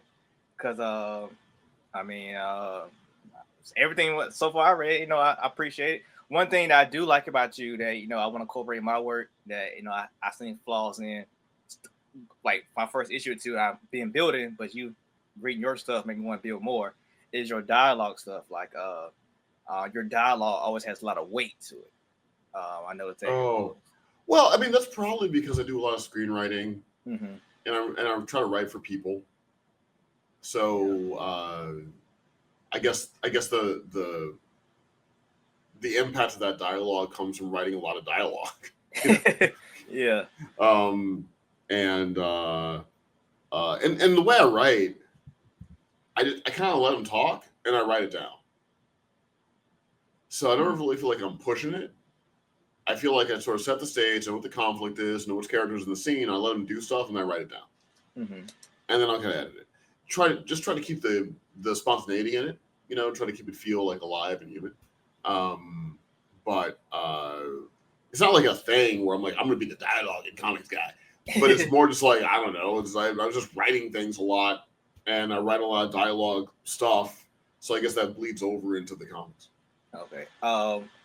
Writing this new Black Panther, what'd you pull from? Because to me, he's different from the original one. I never read. I always put down. I think I read the one John Wrigley or something like that. Oh, Wrigley's thing. Well, I tell you, so I had to approach it like, what kind of monarchy sort of story will we really tell here? And it's a story about isolationism, imperialism. What is heroic action? What's noble? What's a legacy? What I gravitated to, and I'm really starting to dig into this for it now, is what happens when you build a kingdom around a thing you don't fully understand, and how do you deal with that? And so now getting into vibranium and some of its issues, that's interesting to me. And then bringing Eric and Aurora into it is interesting to me. Yeah. Now I think people are complaining a little bit because Black Panther don't fight enough. He need to fight more people more times. And I'm like, well, yes, I'm getting to that. It's going to get more violent going forward. But what I felt like I had to do was set a stage. And see, Black Panther is different than Spider-Man or Captain America. We're so fluent in Spider-Man that you change Uncle Ben to that, you change Aunt Mary to that, you change Mary Jane to this, right? We all know what those moves are. Flash Thompson's this, now he's that. Yeah. Norman Osborn's this, now he's that, right? We know what those moves are. The Black Panther universe, there's not that kind of immediate like kitchen table fluency with it. So it wouldn't really be satisfying if it was just like, what if this is that? Yeah. What if Shuri is Killmonger? Like, that's not tight, right? Like, so when people were like, well, he's not doing enough new stuff to, I'm like, y'all think you want that? I understand. You think you want that. You don't want that. Yeah.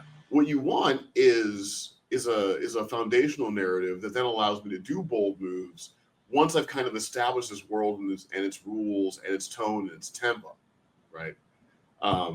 So I have been telling the story a bit at a pace, but that's been by intention. And now I'm at the point where, you're in the second half of this, right? You're in the next phase of this where things can go a little bit more because you build it up a little bit. Yeah. Okay. I'm enjoying it. I was gonna speed run it before I interviewed you, but I decided don't do that. Let me do it later so I can digest it. Don't do that. I enjoy the story, and because I enjoy the story, got this, see this talking about DC stuff, bro. You surprised. Well, I don't know how much your decision or Derek's decision, but you surprised me. With the Batman and the Signal thing, going to Atlanta. One of my when I get a little bit more money, I can do some campaigns to market my books. My campaign was going to be like Justice League don't care about the South, or Avengers don't care about the South because there really never anything take place in the South. My pitch when I sell my books is like the South needed superheroes, so I created my own called The View. Because Georgia got one, and somebody always trying to bat me, says, well, we got Swamp Thing or Toxic Avenger. I was like, yeah, but they're not from Georgia. Then if they figure out one from Georgia, like a U.S. agent, I'd be like, well, I'm from Augusta, Georgia, not one from Augusta, Georgia. But you brought them to Atlanta. I was like, wow, they're thinking about it. What I always thought is it's always everywhere else but the South. They may touch Florida or Louisiana, but like Mississippi, Carolinas, Alabama. Well, thinking about it regionally, or so many times in comics, what do we think about? Metropolis, Coast City, Gotham. Yeah. Right. And if you're in Marvel, then you're thinking about New York, basically, right? Like New York and like Latveria or something, right? Wakanda. Like, Wakanda, right? Yeah. But there's other like parts of the country that also must exist in this universe that don't have their own marquee sort of characters, right? They're city guardians, as it were. You know, Atlanta doesn't really have a city guardian character the same way that Metropolis has, you know, one primary one, or Gotham City has 17 or something, right? You know, I mean, at this point, there's probably more bat people than criminals in Gotham. Right? Yeah. More liable to meet a bat person than you are to get mugged in Gotham City at this point. Do it in daytime. during daytime. So, yeah, I just thought it would be kind of an interesting thing. Okay. So that was your idea to bring it to Atlanta?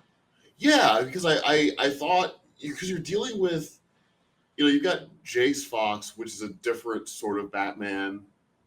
You know, it's not like Batman, Bruce Wayne, Batman with all that legacy. Like, he's still figuring his way around that.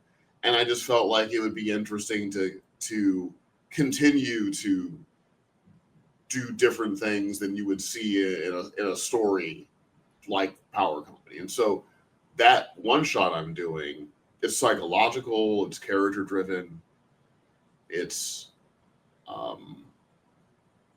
definitely mired in, you know, ideas around psychopathy, ideas around what happens to you when you pursue these things, how to honor and respect the dead. Like there's other things going on in the hood of that book that I think are kind of cool for something that can still get pow zap when you need it to. Being from Georgia, you know, being so close to Atlanta, and I don't know how deep you into the book. You know, you're gonna take it, you know, mini series with this one as well.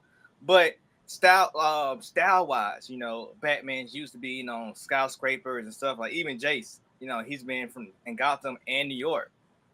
Now, Atlanta's more spread out. So how do you I don't want to spoil your story, but how do you gonna everything's so spaced out in Atlanta versus Gotham and New York condensed? I'm from St. Louis, right? So like there's a similarity between St. Louis and Atlanta in terms of topography and geography and all. Yeah. Because Jace isn't Bruce, I don't feel like Jace is always the gargoyle on top of the spire. Yeah, right? brooding around. Okay. That feels very Bruce Wayne. You know, what is Jace's relationship to bats?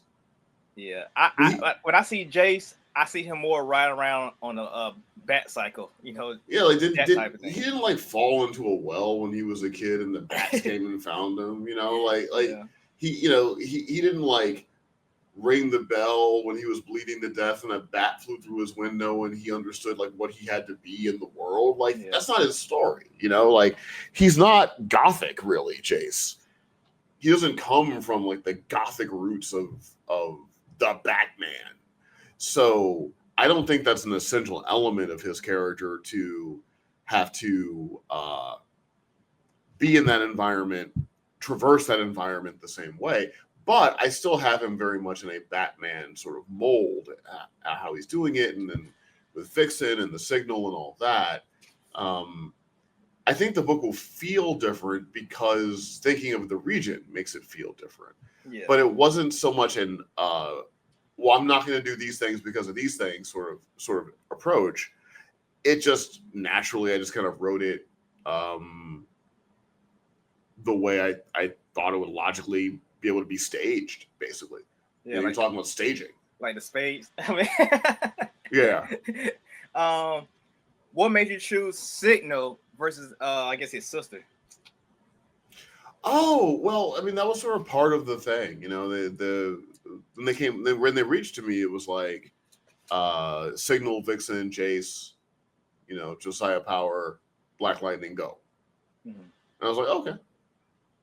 Okay, so so another situation, they gave you the toys and you just, you know, you play with them. Yeah. I mean, that's a lot of my relationship to comics. Okay. You know, I'm not someone that's going to pitch comic book companies a lot, as much as they'll be like, hey, we got this, we got this character. Do you want to do a thing? And then I might come back with the story. But I'm not constantly coming up with comic book pitches and going to companies and say, what about this? What about that? What about that? Yeah, It's more like them telling me like, hey, we got so-and-so. Would you be interested in? And then I can put something together. Okay. So that was one shot. So is it a series? Or No, that's a one shot. But Brandon Thomas is doing like a lot of it. So I'm really just throwing a one shot into the thing that Brandon Thomas is doing. Oh, okay. So Brandon's really the architect of this whole like power company thing, whatever. And so like so that's part of the power company. That wasn't just something in the back. Yeah. Like my one shot is part of the overall story thing they're doing with the power company. Okay. But that's really more of Brandon who's like leading the charge on that. Okay. I knew this is a DC Power thing, and this is called Rise of Power Company, and they will have, I think they're still trying to figure out the name of the power company book. Yeah.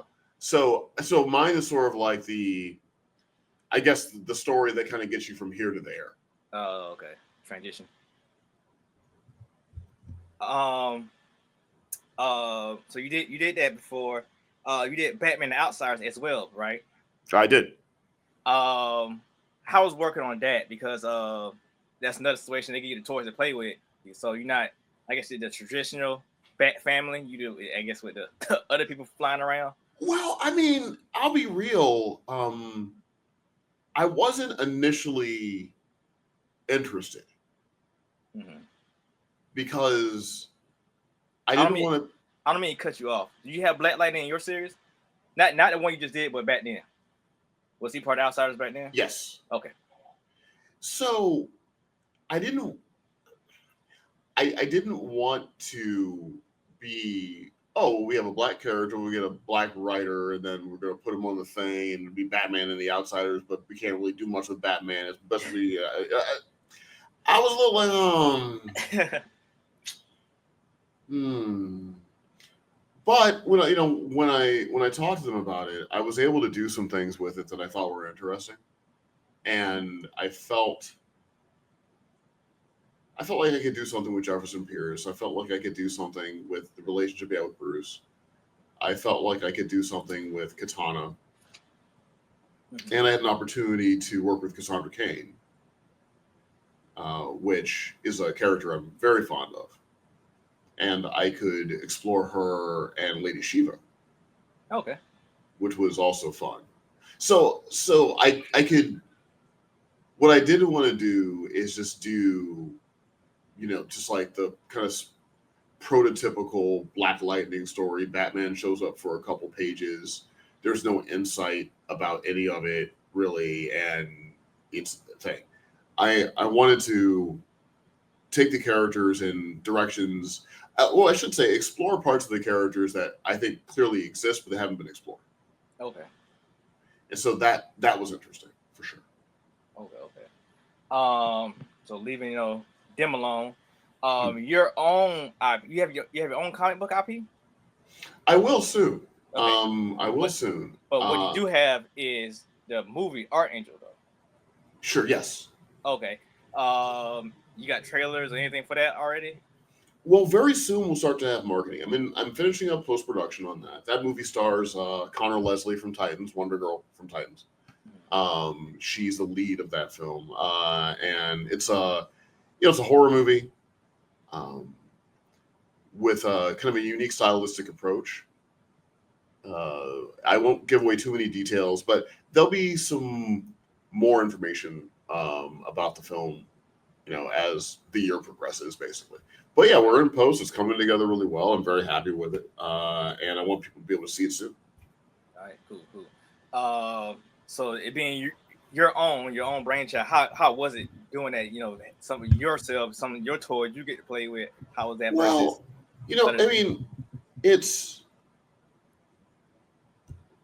I love filmmaking. Mm-hmm. It's like my first love. I just love pointing a camera at something and filming it and editing it and magic of what happens when you juxtapose two different images and you make a separate meaning from having the two come together. Like, I just love filmmaking. So it's always joyous for me whenever I get to make film. Even though I wrote the script, even though I directed the movie, I feel like it's so collaborative that whatever I had in my head is made better by all of the human beings that came together, both in front of the camera and behind the camera, to help me bring that movie into existence. So it never really runs across my mind like this is my thing, I created it, all that, as much as we're making this thing together. And maybe I have the direction. Because making a film was a lot like getting dropped off in a boat in the middle of the ocean. And one person, the director, ostensibly, knows the way to get to shore. Okay.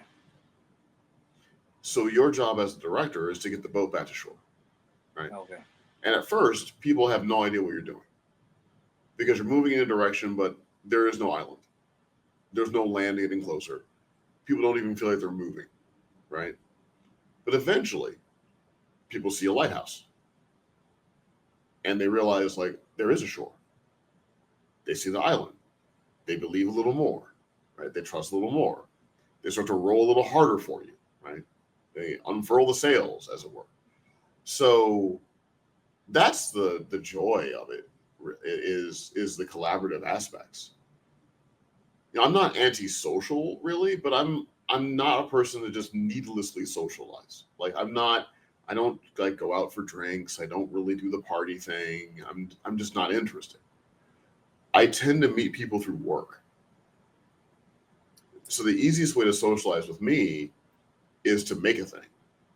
Okay. And then I'll show up, right? But if it's just like go to a party, have some drinks, sit by the pool, go to the beach, like, that's not really. I'd rather work on a thing.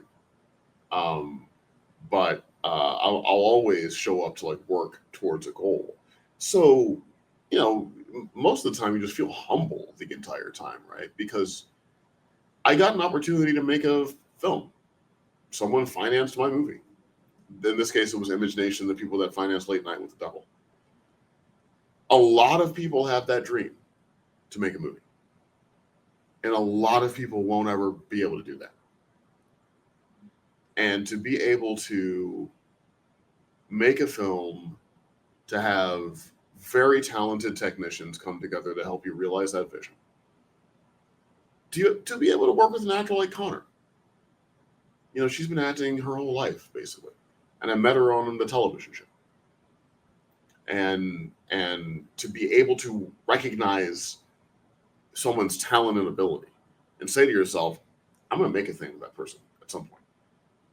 When you're just a lowly writer on a TV show. And then you sort of scale up through that system, learn more, gain more, what have you. And suddenly you're on set working with this person whose talent you admired. And now they're acting as a character that you wrote in the thing. It's kind of hard to just not really be grateful and humble throughout that whole process. Okay.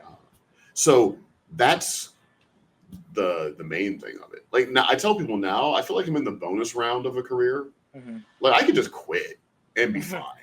Oh, okay. You know, like I could just go to St. Louis and like work at a coffee shop. I got nothing to prove to anybody anymore. You know, so anything that you see me do, I'm doing because I wanna.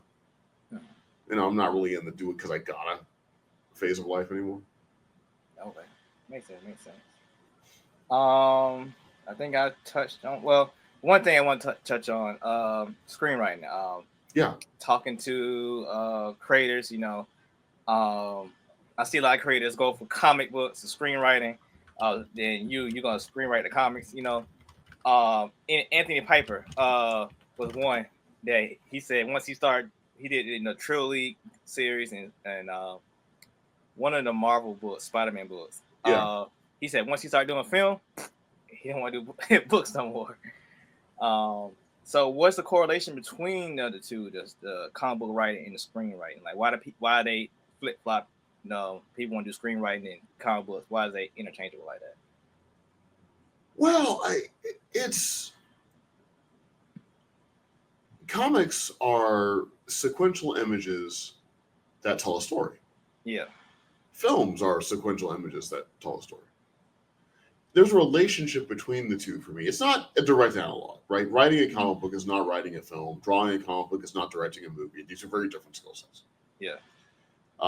Just because you direct a movie doesn't mean you know how to illustrate a comic book, right? Yeah. Just because you illustrate a comic book doesn't mean you know how to direct a film, right? Okay. So they're two very different skill sets, with some relationships in like the macrocosmic. You know, like Jupiter and Mercury are both planets, but they're very different celestial bodies. Okay. Right. So I like the direct relationship you can have with a fan base. Like, I shot my film last year. The film will be done probably a year after I shot it. A comic book I can write and it comes out relatively soon after I finish writing the issue. And I'm getting real-time feedback from people. People are reacting to the work.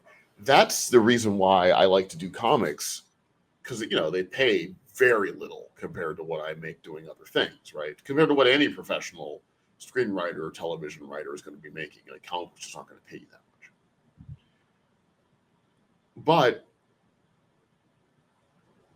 you can write screenplays your whole life, sell them, make a lot of money selling them, and your work may never get to an audience because they may never make the script. You could sell it for a lot of money, but they may never make the script. So to have an art form where I know it's going to get into the hands of people and they're going to read it and experience it is really invigorating for me as an artist, because I get feedback on what I'm doing from just people. Okay. And it helps inform my art and inform my storytelling. Okay. It's not like film takes up the space of comics. Like, oh, I'm working in film now, I don't need to do a comic book. They're sort of different entities to me. But also, comic books are the most economical form of storytelling in which I work. Like a television, like a film script can be around 118 pages. It's about as long as you want it to be, unless you're like Quentin Tarantino or something. So you want to kind of tap out around 118, probably less than that, 110. You know, next film I want to do is you know, in the 90s in terms of page count. TV script is anywhere between 50 pages, 60 pages for hour TV, depending on whether you network, streaming, what have you. Comic book is 20 pages. 20 pages with an average of 5 panels per page on average. You have a splash page, that's a whole page of panels you lost to one image. Maybe you can do a 9-panel grid, make them up, but 5 panels per page. You know, you have to be incredibly economical to write a comic book, and that economy of storytelling is something I can carry into screenwriting. I can carry it into television writing. I can even carry it into film directing and film editing. The knowledge of what I need and what I don't need, and what I can get rid of and what I have to keep. You talk about dialogue, right? You have to get so much done with the dialogue in comics because you don't have a lot of space for it. So like you can write a scene with 2 actors talking where, like, for a page, I mean, you shouldn't do this, but this happens all the time, where like, there's a page of back and forth and there's really nothing useful happening in that entire page. Mm-hmm. They're just getting ready to get to the good part, right? Where's the milk? I don't know. I thought you bought it. I thought you bought it. Didn't I tell you to get the milk? I don't know where the milk is, right? You can't do that in the comic book.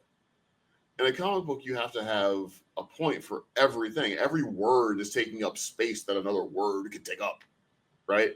Right. Every bubble is less art that the reader gets to see, right? So I think it's incredibly informative for the form of screenwriting to write comics, because if you can write a comic book well, you're probably a pretty economical screenwriter. And it sort of trains you in a different way. It's almost like high altitude training. Like you're when you're doing comics, it's like high altitude, you know, aerobics, right? Like high altitude cardio, because it's harder because the air is thinner. You're getting less oxygen. Yeah.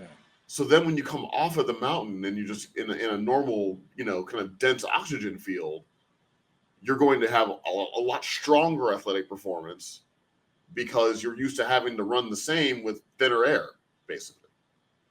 So that's why I keep doing it. It just helps me keep my blade sharp. Okay. Makes sense. Are you able to talk about Bitterroot? Sure. I mean, depending on what you ask, but ask me anything. If I can't say it, I won't say it. All right. Well, I interviewed Chuck Brown before. It's like I just, yeah, because I was in Augusta, Columbia is an hour away, so he's kind of local. So I doing research with you. I seen you in you're writing for it or producer for it. Well, I did a draft. You in draft, okay? Because it's in your IMDb. Yeah. Whenever you work on a thing, it shows up on your IMDb. So I did a draft of that movie for Ryan Coogler and Regina King. Okay. Beyond that, I have no idea what's happening. Because they don't tell you. And it's not a bad thing. It's just that normally being a screenwriter I'm like Boba Fett.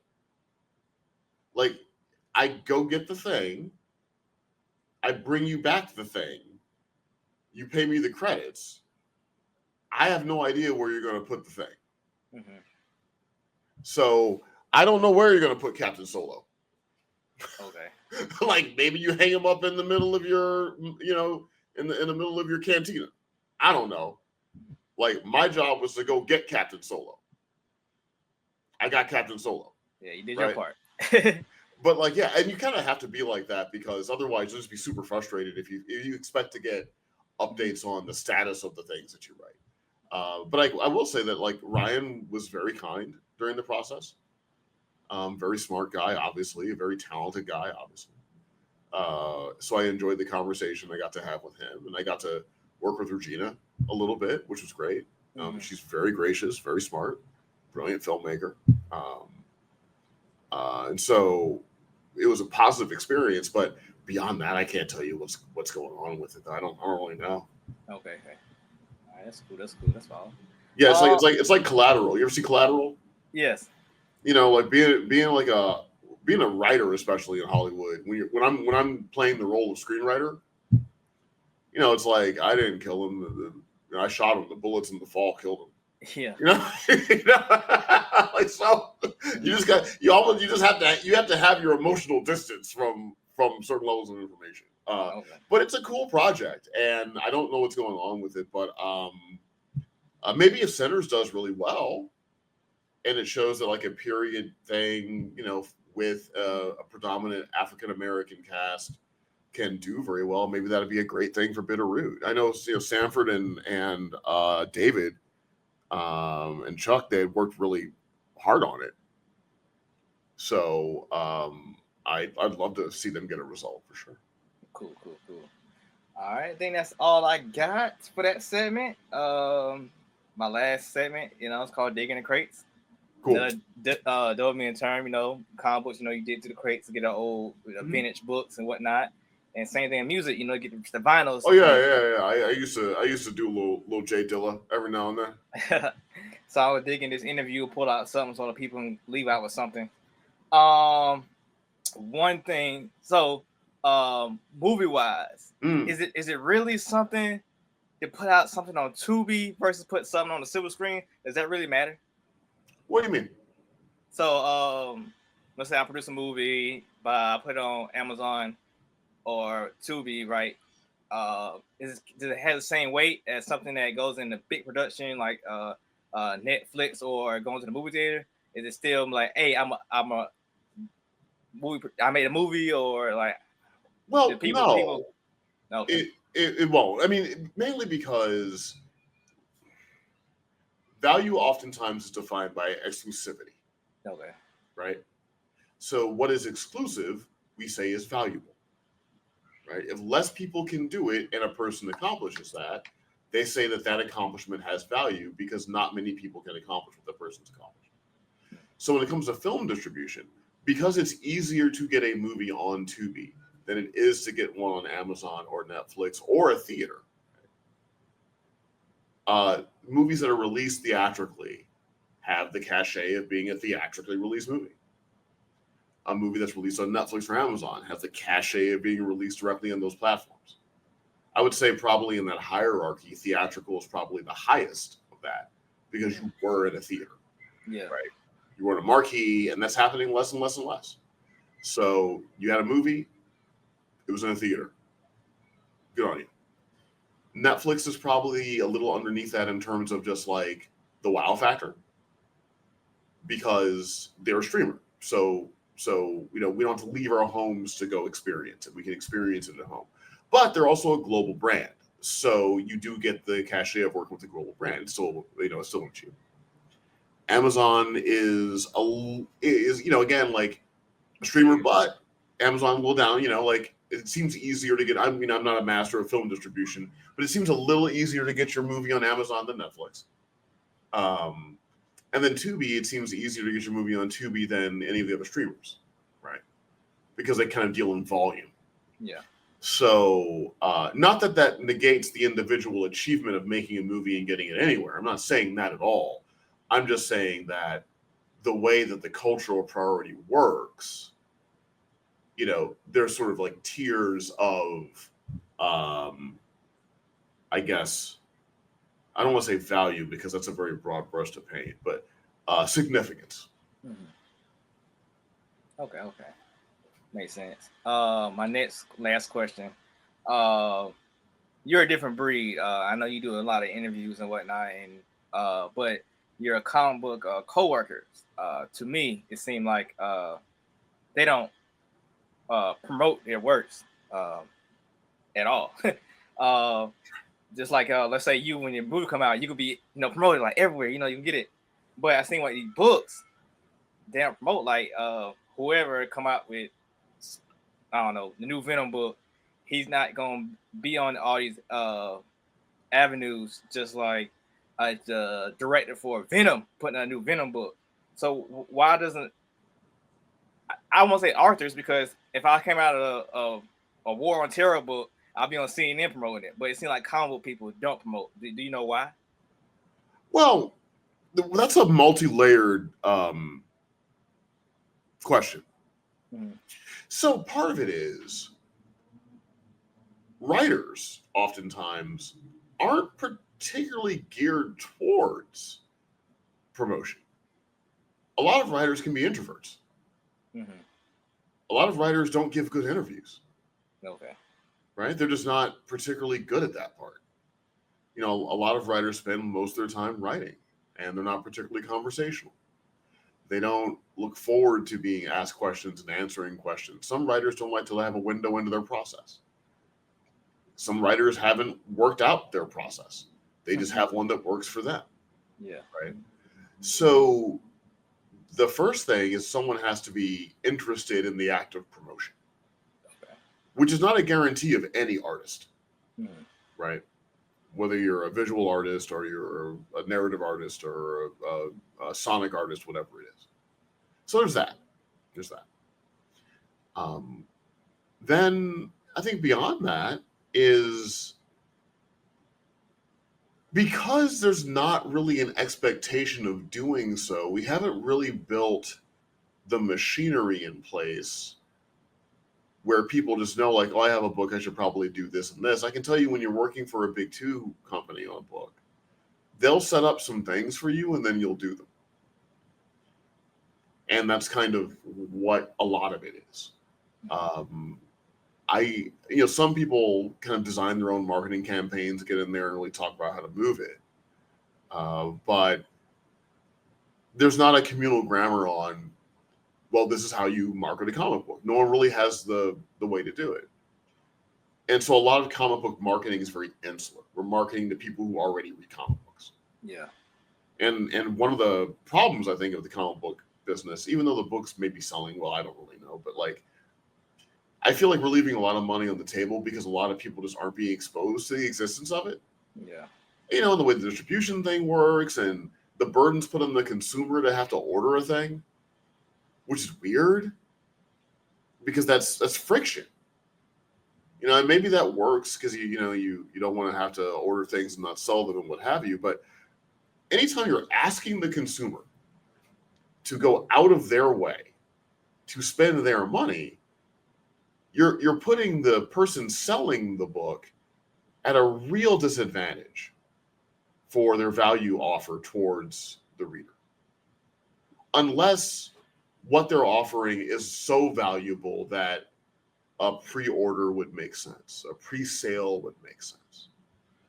When the consumer has so many other places where they can put their money down and immediately get a product. We want people to pre-order a thing to guarantee to spend money. Sometimes they have to prepay for these pre-orders. Yeah. Right? And they're spending money and they're walking away with no product. Right? So these are things that we have to kind of think about, I think, to create a culture, a business culture where marketing a comic book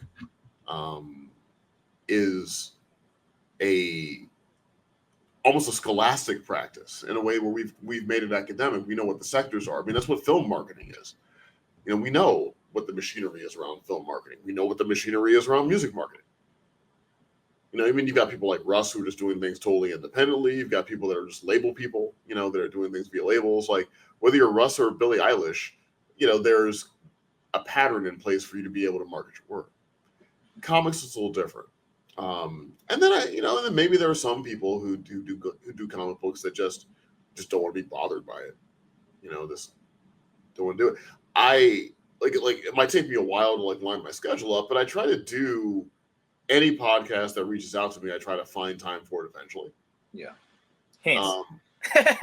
Yeah, I just try, because people are spending their time, trying to build their own media career, right? You've got your own ambitions in the space, and it's promotion for you. Yeah. And so if I have a certain readership, I don't have a huge readership, but there are people that read my stuff. So I appreciate all of you. I know I'm not like Tom King, right? Mm-hmm. But there are people that read my stuff. And so if me being on your podcast brings attention to you and your work, that's a positive for you, right? And then if I'm able to speak to people in a way where it resonates, it's positive for me. But I think people have to be in the mindset for that. They have to genuinely enjoy it. Okay. Makes sense. I didn't touch on the Illuminati stuff, so I'm hoping that book come out. I can have you back on to speak about that and some more stuff. But that's all I got for the show. Where can people follow you at? Look up your stuff. Support you. Oh, I'm on Twitter. I'm gonna call it Twitter because I don't like that dude, so I'm gonna call it Twitter. At Bryan Edward Hill is where I am there. Instagram, I'm at Bryan E. Hill, but I'm not really that active on IG. I post every now and then, but I'm not huge on there. I tell you what, following me on Twitter at Bryan Edward Hill is the smartest thing to do if you want to follow me, or at least the most efficient way, because I'm going to get a Substack going soon. And it's going to be free, but you'll have long form essays. I'll probably put some visual art up there. I might have some social commentary stuff. Just basically my own magazine is what I'm going to turn my Substack into. Okay. So if you follow me on Twitter, then you'll get notice when I get that up, and then you can just sign up for that. And I'm always going to keep it free. I'll never have a paid subscription to it or anything. It's just going to be free content. And I'll make sure I have a few things I can put up there every month. That's what I'm trying to move it into. I'm kind of anti-social media in a way. I think social media is this generation's cigarette. I think 20 years from now, we're going to be why do we do this to our brains? Hey, yeah. Why? We let children use this? You let children use this, right? I think that's where we're going to kind of be. So while I would love to be able to communicate regularly with people and to share work with them beyond the retail stuff that they get from me, a Substack as of now seems like a better fit for me than social media is, just because it's getting so vitriolic and tribal, and we're so divided now. It's kind of a bummer to be on social media in a way that it wasn't a few years ago. Yeah. All right, cool, man. Thanks for coming on, man. Enjoyed it. Got a nice long interview with people to digest. And I'll hopefully have you on again. Yeah, I won't take a year this time, I promise. All right, man. Alrighty.